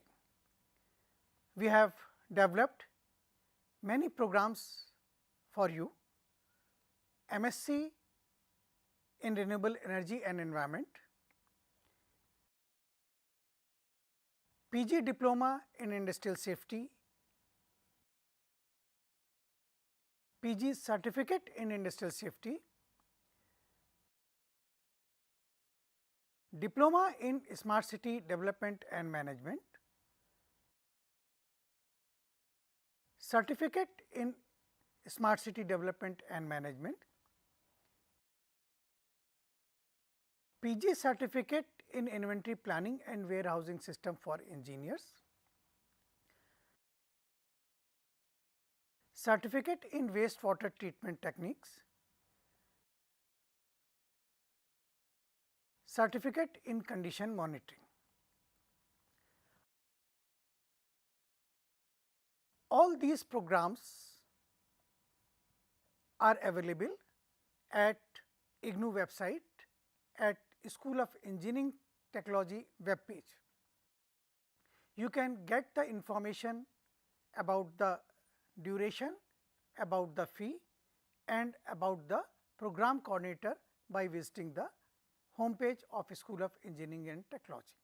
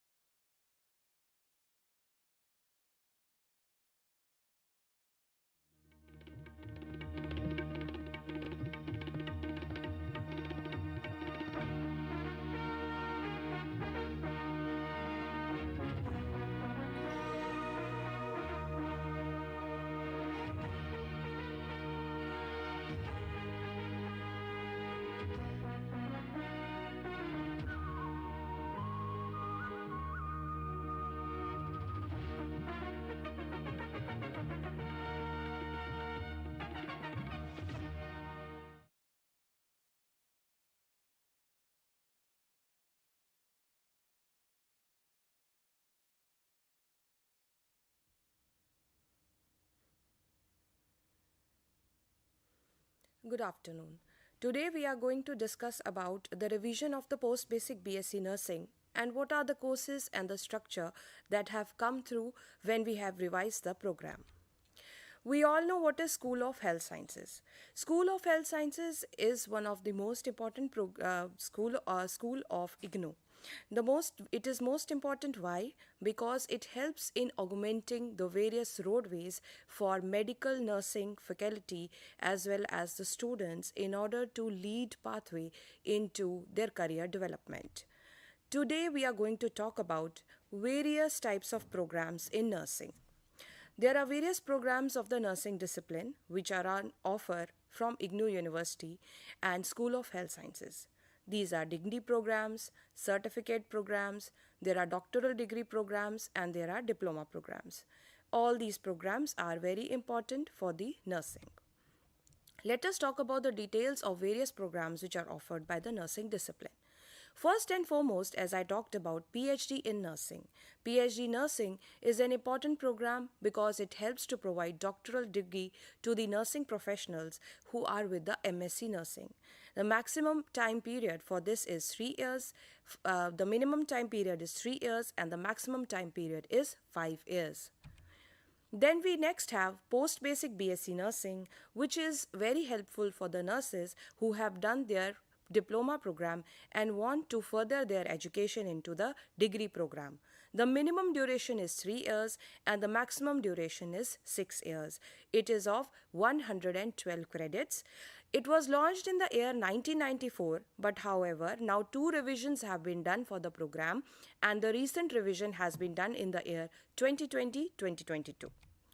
Then comes our diploma program, Diploma in Critical Care Nursing, which is given to registered nurse and registered midwives. Minimum 1 year and maximum of 3 years is the duration of this course.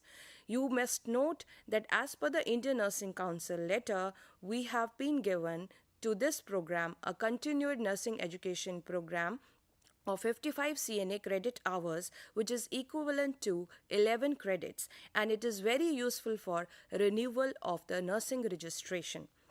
It is of 32 credits and it was launched in the year 2011. We have Diploma in Nursing Administration, which is for in-service nurses, GNM and BSc. The maximum time period is 3 years, minimum is 1 year.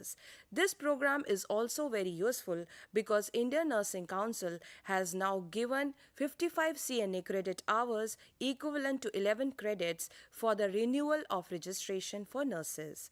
You can do this course and renew your registration with an equivalence of around 11 credits. This is in English and the credits are 28. We have Certificate in Community Health Program, which is open to GNM BSc nurses, post-basic BSc nurses, Ayurveda graduates. And the minimum is 6 months, maximum is 2 years. The credits are 18. The next is Certificate in Maternal and Child Health Nursing. It is open to GNM, ANM, female health workers, PHN, LHV. The minimum duration is 6 months and maximum is 2 years. You will be happy to know that as per Indian Nursing Council, this course is also considered as a continuing nursing education program with the 55 CAD credits, which are equivalent to 11 credits which have been approved by the council for the renewal of registration. It is of 16 credits and it was launched in 2007 and it has been revised and relaunched in 2016-17. Then we have Certificate in Newborn and Infant Nursing. It is open to GNM and BSc nurses. Its medium is English and it is a minimum of 6 duration and maximum of 2 years as per the university policy. And also as per Indian Nursing Council, this has been considered as a continued nursing education program with 55 CNA credit hours equivalent to 11 credits. You can use this for the renewal of your registration.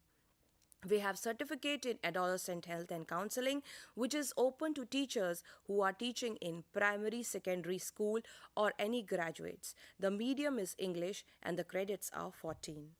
We also provide certificate in home-based healthcare provider program, which is for 10 past. Its minimum is 6 years, maximum is 2 years. It is given in both English and Hindi, and it is of 14 credits. And we have certificate in first aid program of nursing discipline. It is also for 10th past students from any recognized boards. As per university policy, it is of minimum 6 months and maximum 2 years. It is also in 2 languages, English and Hindi, and it is given as 16 credits. The programs which are offered in the January session are post-basic BSc nursing, which is through entrance examination, and a separate student handbook and prospectus is available for this. Diploma in nursing administration, which is through merit list and given through common prospectus. Then we have diploma in critical care nursing.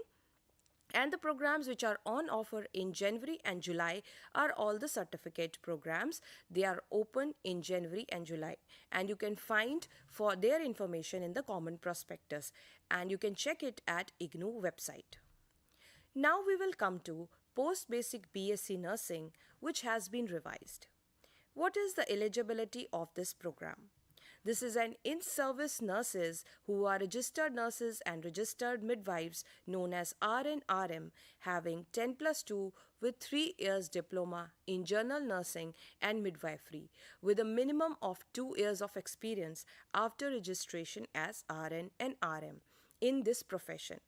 If suppose there is a male nurses, we can also provide them an ability to join the program.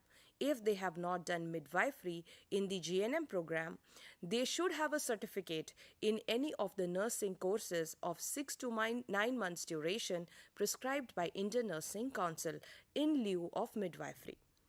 And for those students who are in-service nurses but are with the 10th class and have the equivalent degree of diploma general nursing and midwifery, they can also come and join the program, but they must have 5 years of total experience. Those who have done GNM after 12th, they will have 3 years, 2 years of experience, but for those students who have done 10th and GNM need to have 5 years of experience. Then we have what is the minimum duration and maximum duration of the program. Earlier, this program used to be of 3 years minimum duration and maximum duration was of 5 years. But from 2016, the maximum duration has been increased to 6 years, which is double of the minimum duration. So students can complete this course in the minimum duration of 3 years and maximum duration of 6 years. How is it implemented? It is implemented through the program study centers or learner study centers, which are in the recognized and inspected and approved colleges of nursing by the INC. These colleges of nursing also provide post-basic BSc nursing or the BSc nursing program. This program has now been currently revised in 2020 and is on offer. The revised program structure of post-basic BSc nursing is totally different from what was it used to be earlier. Now the program has 21 courses. There are 11 theory and 10 practical courses. The theory courses are total of 42 credits and the practical courses are in a total of 66 credits. When we come to revised program structure of the theory programs or the theory courses, we see that in the first year, we have 5 courses: Nursing Foundation, Applied Sciences, Maternal Nursing, Communicative English, and Behavioral Sciences. Likewise, after revision, their course codes have also changed. One has been replaced by 2. So therefore, we have BNS 201 extending to BNS 211. Then for the second year, we have 3 courses: Medical Surgical Nursing, Pediatric Nursing, and Mental Health Nursing. And for the third year, we again have 3 courses for the theory: Community Health Nursing, Nursing Administration, Nursing Education and Research. A total of 42 credits for all the 3 years the student needs to complete. The total number of assignments that the students needs to do is 20, and also the total number of self activities as well as the assignments and the counseling sessions have also changed.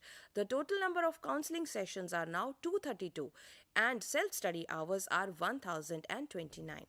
For the practical courses which have been revised, their course codes have also been revised starting from BNSL 201 and ending up to BNSL 212. In the first year, we have 3 courses: Nursing Foundation, Applied Sciences, and Maternal Nursing. In the second year, we have Medical Surgical Nursing, Pediatric Nursing, and Mental Health Nursing. And in the third year, we have Community Health Nursing, Nursing Administration, Nursing Education and Research, and Computer in Nursing. The total credits for all these is 70. Practical contact session are 1102, and the self-study hours which the student has to undertake are 998. So we have given more focus on increase in the number of hours so that the student gets quality theory and practical assignments and sessions. The number of counseling and practical hours have also been revised. This is a spells which can be utilized for the first year. We can use it for theory and practical counseling planning. You can notice that in the first year, no hours have been given for BNS 205 because we have totally eliminated its practical. Now what you need to do is that the number of days have also reduced to 48, which is a reduction in the first year. For the second year now, there has been change also. The number of hours for BNS 207 have increased by 12 hours. It is meaning of 6 sessions. There is increase also in number of days for theory and practical counseling. The number of days have been increased by 2 days in the second year. When we come to third year, the number of practical counseling sessions as well as theory classes have not changed much, but the number of hours for the practical of 209 might change over time, which will be informed to the students shortly. Earlier, there used to be 54 days. Now there are 55 days in the third year of the practical and theory counseling if the counseling is made. So this is the revision which has been done in the practical and theory counseling session of post-basic BSc Nursing, which is according to the number of credits which have been given to the theory and counseling sessions for the practicals. Now, what is the changes in the syllabus? In the first year, we know that there are 5 theory courses and there are 3 practical courses. So, in the slide, we can see that there are various blocks and units. All the red marked things or the titles are the changes which have been undertaken in the syllabus. We have added new units on concept of health and disease in course code BNS 201, that is Nursing Foundation. We have changed the block of primary healthcare concepts and added healthcare services and biomedical waste management in a new way. We have also changed some of the titles of primary healthcare elements and nurses' role in the block 4. The practical course has also undergone lot of changes. The block 1 name has totally changed and we have added a new units on methods of health assessment, organizing and participating in camps, universal precautions, biomedical waste management, health education and behavior change and communication. The topics for BNS 202, however, remain the same, but there have been some changes in the L202 and updation has been done. When we see the course of maternal health nursing, lot of changes have occurred. We have completely changed the block names. We have added new theory modules and units which are according to the current syllabus. Current trends in maternal nursing, anatomy and physiology, new topics have been added on pregnancy and labor, management of high-risk pregnancy and neonatal problems. Even in the BNS L203 syllabus, it has undergone a lot of changes. We have changed the block names and all the units have been added in a new form and totally revised. You can look at the slide and see that all the names of the units have changed and even the structure has undergone the change. Then when we come to communicative English, many new things have been added and revised in the units of the block 1. We have added certain new units in the block 2 regarding paragraph, business correspondence and internal and external business related correspondence. We have remained and retained the block 3 on the study skills, but we have added a new unit on the communication in the speaking skills. When we come to BNS 205, we have deleted the practical of this BNS 205. We have retained it in the theory, and we have added new units also in the sociology as well as psychology.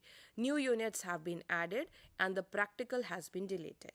Now we will move on to the syllabus of the courses for the second year. Medical surgical nurses has undergone a lot of change. We have added a currently new block. Earlier there used to be fewer blocks, but new blocks and new titles have been added. In the block 1, we have done certain revisions. In the block 2, we have totally changed the pattern of all the units, and we expect the student to have in-depth knowledge about all these topics. The block 5 has been totally new, added about oncology, skin, IENT and geriatric nursing, which is according to the revised INC syllabus of post-basic BSc nursing. So these new things are going to benefit our students.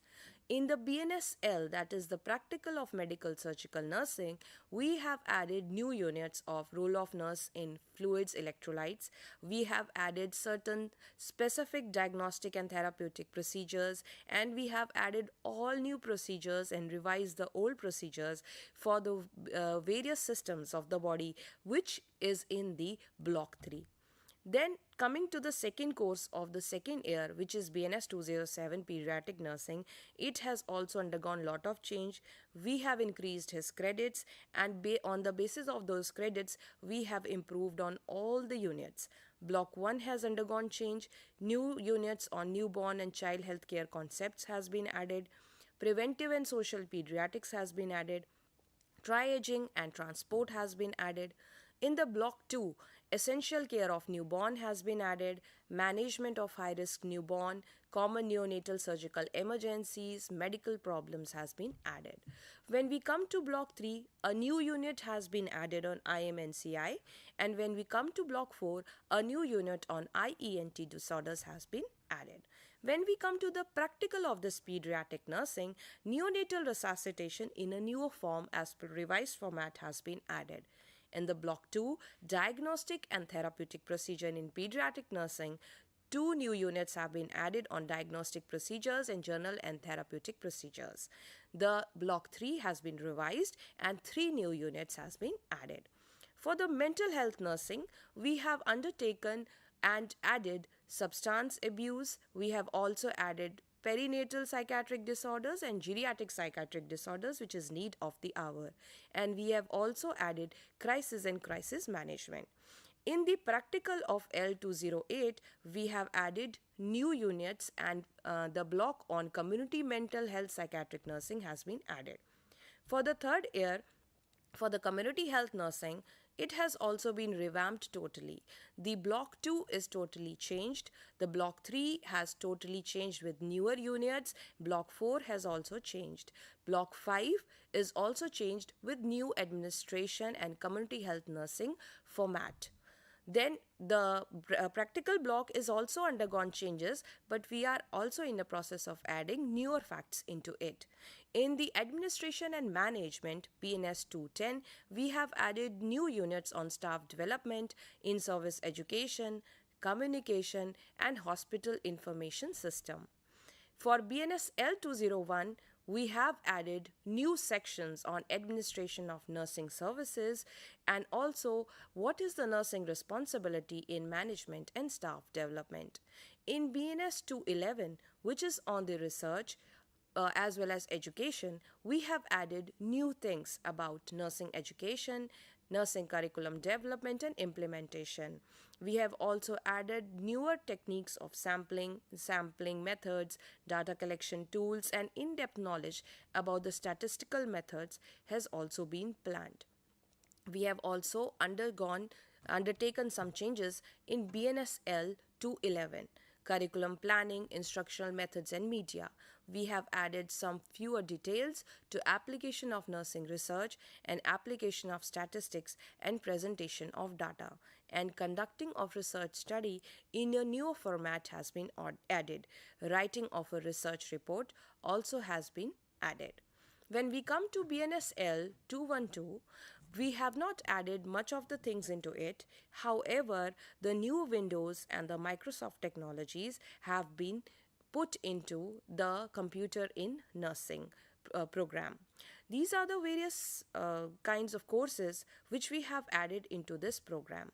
However, the CCH program of the School of Health Sciences, which is there, we are looking forward to integrating some of the concepts of community health nursing taken from CCH into the post-basic BSc nursing. We are working in order to integrate the concepts of community health nursing into the concepts of post-basic BSc nursing. Various things as well as our program study centers need to know what are the differences in the kinds of changes that have occurred over time in the revision. There have been changes in the practical and counseling hours. There have been changes in the credits. There have been changes in the self activities and the supervised activities. There have been changes in how the student is going to write the assignments. There have been changes in the number of assignments. Also, there have been changes in the number of practical as well as the theory hours. The Program Study Center, based upon all these changes, need to highlight it to our students of post-basic BSc nursing who have entered or been admitted into this revised course of post-basic BSc nursing so that the students are able to benefit. We are also on the underway in order to have the new program guide for post-basic BSc nursing, and we are also working on making the academic counselor manual of post-basic BSc nursing. It will be sent to you shortly. However, we are working on integrating some of the concepts of community health nursing in post-basic BSc nursing. So, the practical and counseling sessions which have been mentioned in the revised portals or the revised formats which have been sent to you, it is a request to program study centers to kindly adhere to it. You have to remember that the hours for BNSL 205 have been deleted, and also certain few days have been added as well as changed in all the 3 years. In case there is any requirement, an email to the program coordinator can always be sent. So, based on this, I would like to share with my PSCs that the revision is on the way to its completion, and hope you will utilize this information in helping and guiding the students admitted in the new revised program of post-basic BSc nursing.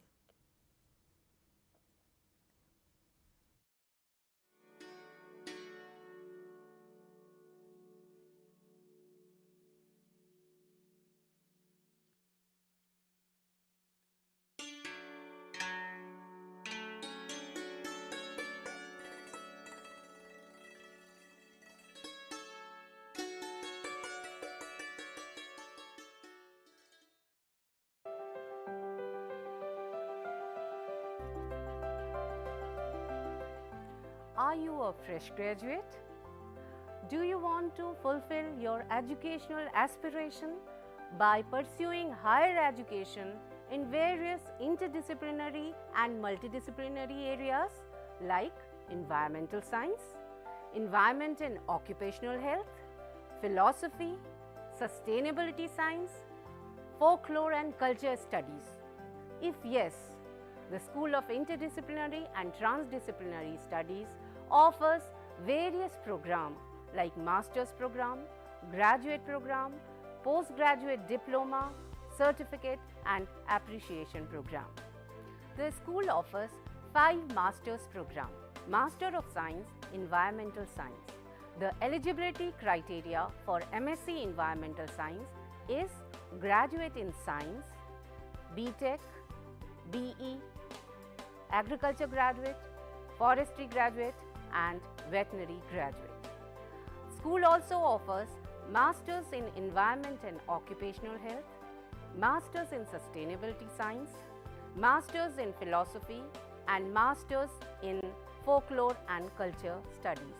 The eligibility criteria for these 4 masters program is graduate in any discipline. The school also offers various socially relevant and need-based PG diploma program like PG Diploma in Sustainability Science, PG Diploma in Environment and Occupational Health, PG Diploma in Folklore and Culture Studies, and PG Diploma in Migration and Diaspora Studies.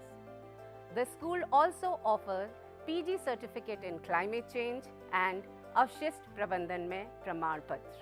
The school also offers 2 doctoral programs, PhD in Environmental Science and PhD in Interdisciplinary and Transdisciplinary Studies.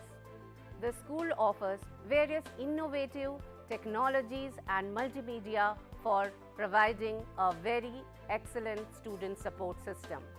The study material is of high quality. The learner support is provided through Gyan Darshan, Gyan Vani, IRC, Swayam Prabha and Swayam channel of IGNOU. For more detail, please log in to IGNOU website. For online admission in these programs, visit school site and also the Samarth online education portal of IGNOU. So please join these programs and fulfill your educational aspiration.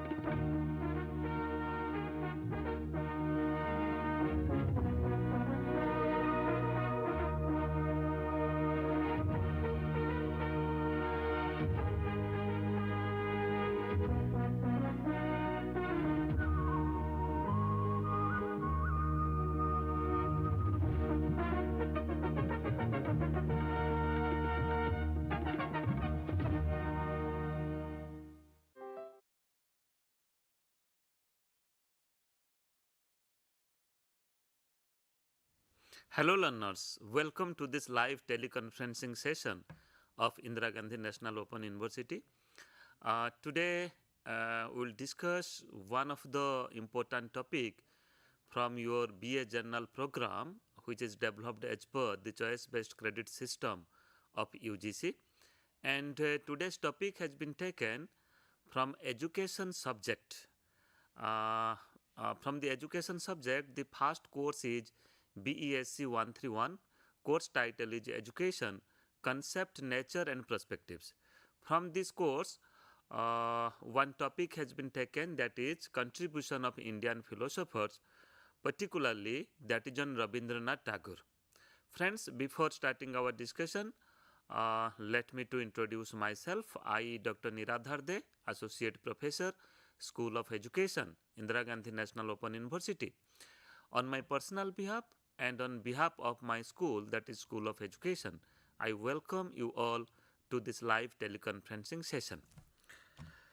I have already said that today's topic, that is contribution of Indian philosophers or Indian educationists, particularly that is on Rabindranath Tagore. This topic has been taken from the 7th unit. Title of the unit is Contribution of Indian Philosophers, and this unit is included in the first semester course. Course code is BESC 131 and course title is Education, Concept, Nature and Perspectives. And I have already said that this course is included in your BA Journal program under education subject, and this is the first semester course of your BAG program under education subject. Before starting our discussion, let me to focus upon some of the important lessons that are included in the 7th unit. Just like first lesson is Swami Vivekananda, educational contribution of Swami Vivekananda, we have already discussed in our earlier session. Then the next important lesson is Mahatma Gandhi. What is the contribution of education of Mahatma Gandhi, and what is the relevance of the thought of Mahatma Gandhi on education in the present system of education? That already we have discussed in our earlier session. And now in this session we are going to discuss about Rabindranath Tagore and his contribution towards education. And afterwards we will be discussing another 3 lessons in this unit, that is educational contribution of Jiddu Krishnamurti, then educational contribution of Aurobindo Ghosh, and we will also discuss education contribution of Gijubhai Badeka. Now friends, let us focus upon the third important lesson, that is on Rabindranath Tagore. So friends, before starting discussion on Rabindranath Tagore, let me to focus upon some of the learning outcomes, and I am very much hopeful that after going through this lesson and after going through the part content which is included in your course relating to Rabindranath Tagore, you will be able to explain philosophy of life as per Rabindranath Tagore. Further, you will be able to discuss educational philosophy of Tagore on the following aspect, just like what are the aims of education according to Tagore, what is the curriculum, what should be the curriculum, then what is the idea of a school as per Rabindranath Tagore, and further what pedagogy or the teaching learning method that has been suggested by Rabindranath Tagore is also another important aspect, and further the relationship between teacher and students. I am hopeful that after going through this video lesson, definitely you will be achieving these learning outcomes. Now let us go forward to understand the very philosophy of life as per Rabindranath Tagore. Friends, before starting discussion, I can say that many a time we get confused that the educational philosophy of Tagore is based upon which schools of philosophy, okay? Whether it is idealistic school of philosophy or whether it is based upon the naturalistic schools of philosophy or pragmatist schools of philosophy. So here there is certain confusion in the mind of the students. Let me to say, Rabindranath Tagore's philosophy of life as well as educational philosophy is based upon 2 schools of philosophy. One is the idealistic schools of philosophy, at the same time the naturalistic schools of philosophy. Idealistic schools of philosophy in a term, just like if you'll go through the creation of Rabindranath Tagore, if you'll go through his thought process and that has been what has been written by Rabindranath Tagore, you will find that he is a man of idealistic person, means his belief on idealistic schools of thought. But he has made a synthesis between idealistic schools of thought as well as the naturalistic schools of thought. And when you will go through the practices of Rabindranath Tagore, the contribution of Rabindranath Tagore, the experimentation done by Rabindranath Tagore on education system, you will find that the idealistic thought has been transformed to a naturalistic practice. So that's why you can say that the principle or the aims of education, at the same time the contribution of Rabindranath Tagore is based upon idealistic thought and naturalistic practice. So he has made a very good synthesis between these 2 schools of thoughts. Now let me to focus upon some of the very important aspect, important point of philosophy of life as per Rabindranath Tagore. You see, Rabindranath Tagore was a believer in cultural synthesis and international unity. So friends, if you will go through the literature written by Tagore, you will find, even if his song creation, okay, his poetry creation, you will find that he has mentioned about the cultural synthesis, or you can say a type of international unity. He considers that the entire civilization is just like one society. Okay, so that's why international brotherhood, universal brotherhood, universal integration or international integration. These are the some of the important aspects so far as Tagore's philosophy of life is concerned. He has given importance not in a particular environment, not in a particular society where we are living. Rather, his thought process is, you can say, quite widened, quite large. He considers that the entire human society, the entire world, the entire universe is just like a single society, just like one community. So that's why his contribution towards education, it may be curriculum, it may be aims of education, it may be towards the pedagogy or the methods of teaching in the school process, as well as his concept on school, what should be the school, what are the different things should be practiced in the school. It is based upon a type of international practice. It is based upon a type of universal practice. He has not confined himself only for the development of individualism or for development of the limited aspect of the individual. So that's why he has made a very good synthesis between, you can say, idealistic thought with naturalistic practice, as well as to think about the large society, the universe. And further, if you go through his creations, if you go through his songs, you will find that he has given messages that are from his songs. You will get inspiration to both social and political workers. Then he tried to synthesize and fulfill the spiritual and natural needs of human being through education. So how education should enable the child for the spiritual development, at the same time for the development of the natural need, for the acquisition or for fulfilling the natural need. Natural need means, you can say, education should enable us for fulfilling our bread and butter aim, for fulfilling our intellectual aim, for fulfilling our spiritual aim. Okay, so spiritual need, our intellectual need, so such things are given importance in the philosophy, in the life philosophy, in the thought process of Rabindranath Tagore. Further, if you go through detail about his creation, his literature, you will find that early in the 20th century, Tagore demonstrated through his school in Shantiniketan that is the true value of education in the vitalization of Indian society. I think you must have gone through, or you might be knowing about Shantiniketan, that you can say as the Vishwa Bharati, and you will find this is his experimental school. He has experimented education in the Shantiniketan, in the Vishwa Bharati. You will find that the classes or the education that has been presently undergoing, and at that time also his vision was to imparting education or providing education starting from kindergarten to the higher education system, okay, to the university level of education system. And mostly you will find that the education system that was recommended and that was practiced by Tagore was more or less naturalistic in sense.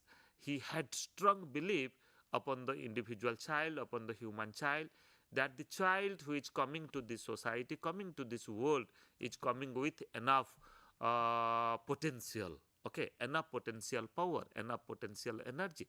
So it is education, or it is the environment, or it is, you can say, our society, and it is the situations that we are providing to our child, the environment that we are providing to our child, that helps the child for developing his developing his personalities. That you can say the all-round development of the personalities.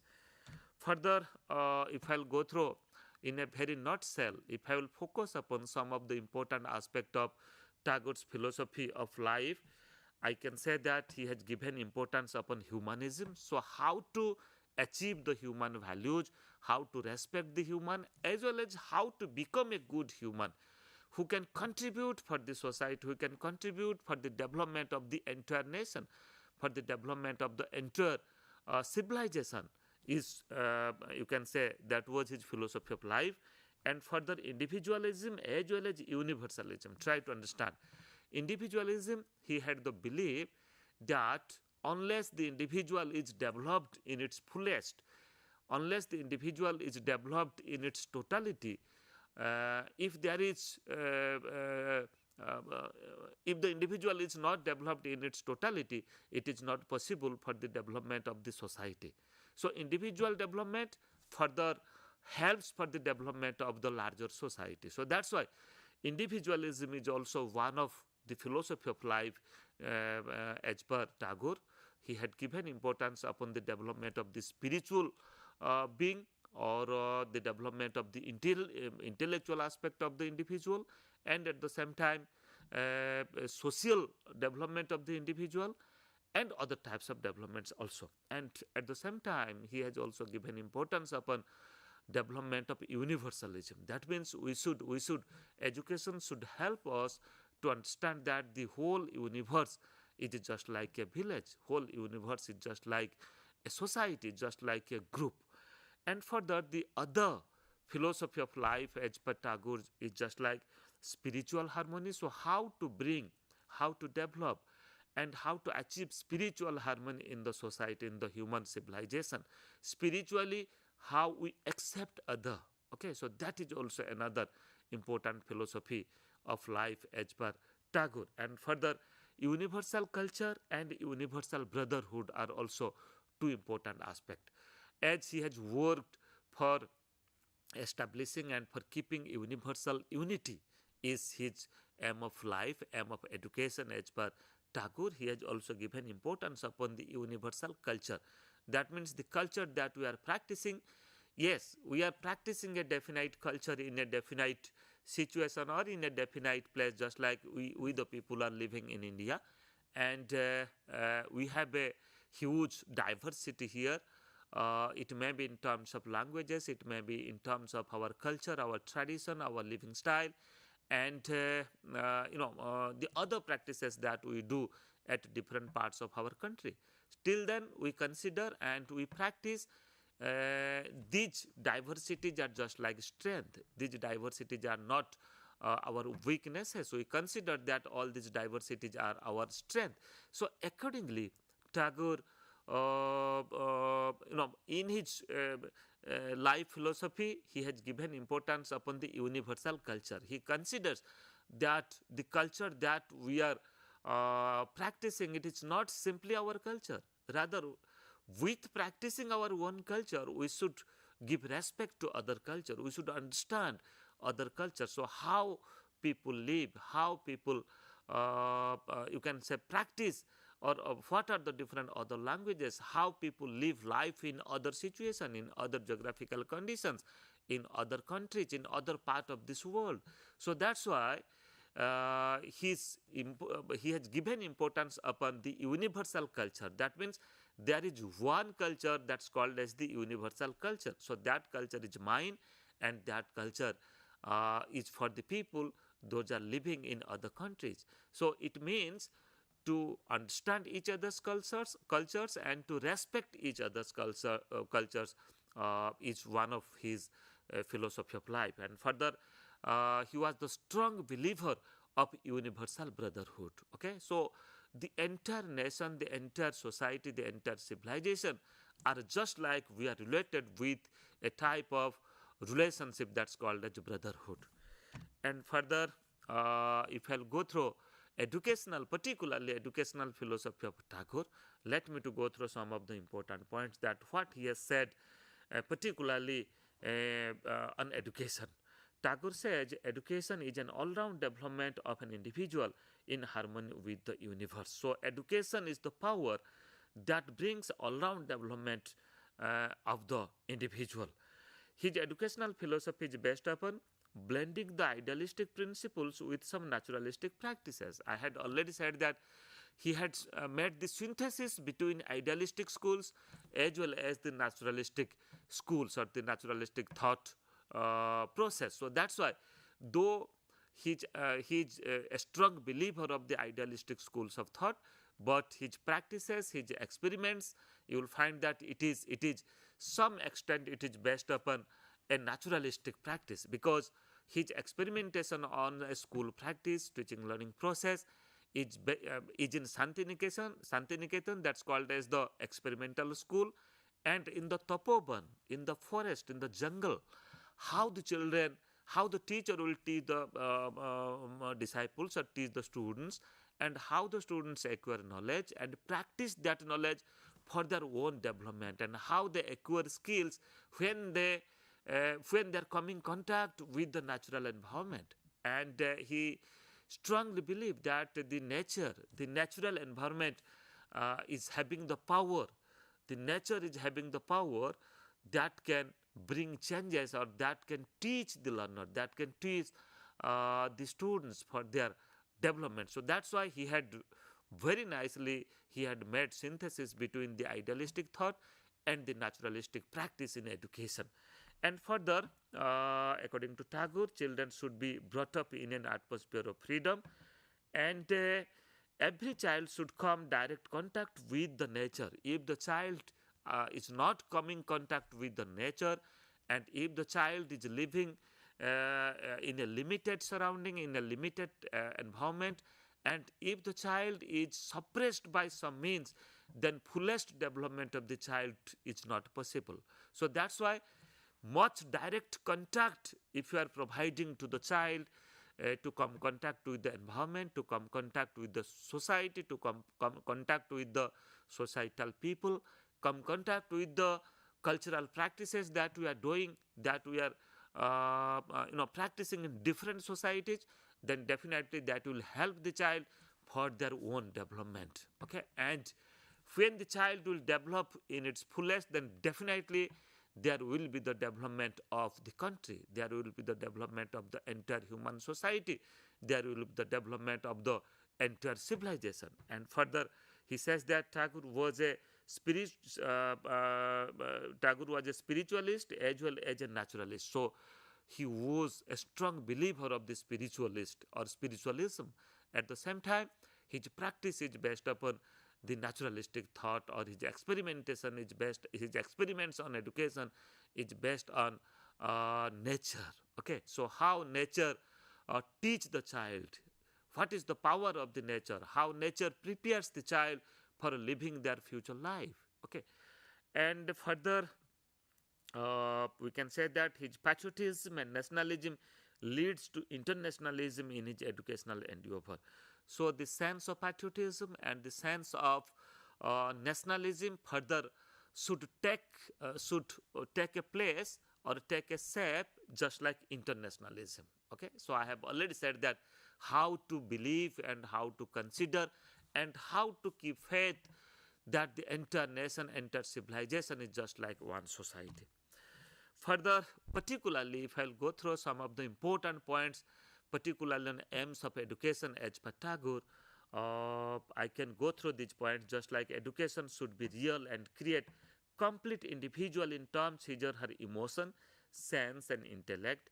Education should be aimed at development of the complete life that includes economic development of the child, intellectual development of the child, aesthetic development of aesthetic sense, then social development of the child, then spiritual development of the child. I was talking earlier, how can you say that there is the fullest development of individualism?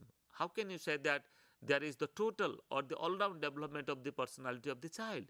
So it includes economic development of the child. It means education helps the child for economic development. That means education helps the child for making the individual, making the child self-sufficient. Okay, self-confident, at the same time self-sufficient. And spiritual development is should be there, and at the same time aesthetic development should be there. Aesthetic development means the development of values, the development of feelings. Okay, so whether we are developing the sense of beauty or not. So if education is not helping us for realizing the sense of beauty, we cannot say that we have the fullest development. And at the same time, intellectual and social development, emotional development is also another important aspect. So we all all are living in the society, so we should have the social development. We should understand the practices of the society, and at the same time, intellectual development. We should have develop our intellect, develop our thinking process, develop our reasoning, and develop our thought process. Okay, so that's why education should help us for economic development, aesthetic development, social development, intellectual development, and spiritual development. And further, education is to help an individual to realize the inner principle of unity of knowledge and activities of our social and spiritual being. Education should be achieved universality through individuality. Yes, we should achieve individuality, universality. Then how do we achieve universality? Unless we develop ourselves first, unless we develop our thinking process, unless we develop our emotion, unless we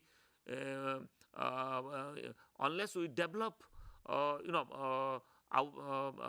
our knowledge, unless we develop our societal feeling, unless we develop our intellect, unless we develop our values, unless we develop our aesthetic sense, we cannot go for development of the entire society. So that's why universal development is only possible when there is individual development.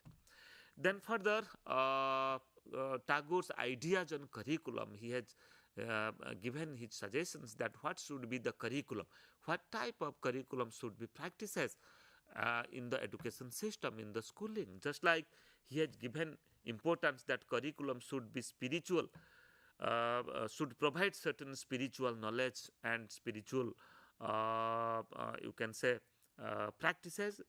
Then creativity development should be happened through curriculum. Certain creative knowledge and creative scope, creative development scope should be there in the curriculum.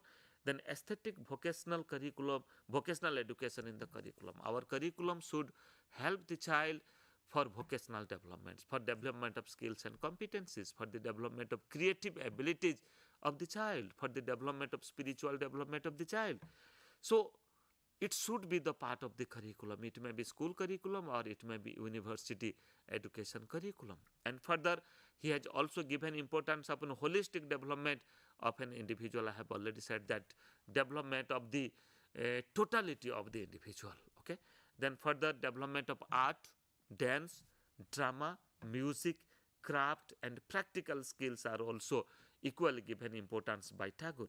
Then activity-based curriculum, that he has given importance, curriculum should be activity-based. Enough scope should be there for practicing different types of activities in our curriculum. According to Tagore, the ideas of school is just like school should be away from the human habitation, that is, it may be in the open sky, just like Santiniketan and Vishwabharati. School should be surrounded with natural environment. School should be in a tapovan. Tapovan means it may be in a forest, in a jungle area, in a lonely place, when the child directly come contact with the nature. Then activities in school should be nature oriented. The child will learn from the nature. And so far as pedagogy is concerned, he has given importance upon some of the important pedagogic principles that should be practiced in the teaching learning process. Just like mother tongue should be the medium of instruction, today also we believe and today also we practice mother tongue is the medium of instruction, and this has been reflected in the NEP 2020 that mother tongue should be the medium of instruction at the primary stage, and further science to be taught along with the philosophical and spiritual knowledge. Then use of activity-based play activities, teaching while walking, learning with joy, self-learning, heuristic method, narration cum discussion method, field trips, and experience-based learning methods are given importance by Tagore. And further, Tagore advocated fullness of experience, that is for physical, mental, aesthetic, and emotional development. So far a teacher and student relationship is concerned, he has strong belief that first of all, teacher should a learned person, teacher should understand the child, and teacher should be a supporter, teacher should be a stage setter, and teacher should help the child for the fullest development of the child, for the total development of the child. Teacher should facilitate the child for their own development. Friends, now let me to focus upon just to recapitulate some of the practice questions, and these questions may help you for your examination and assignment writing purpose. First of all, from this lesson, you might be in a position to answer this question, just like explain Rabindranath Tagore's philosophy of life, discuss educational philosophy of Tagore, what are the aims of education as suggested by Tagore, what should be the curriculum as per Tagore, what should be the idea of a school as per Tagore, what pedagogical practices were suggested by Tagore, and finally discuss the concept of teacher and students as per Tagore. So friends, today we discuss educational contribution and educational philosophy of Rabindranath Tagore. In our next lesson, we will discuss another topic. Thank you.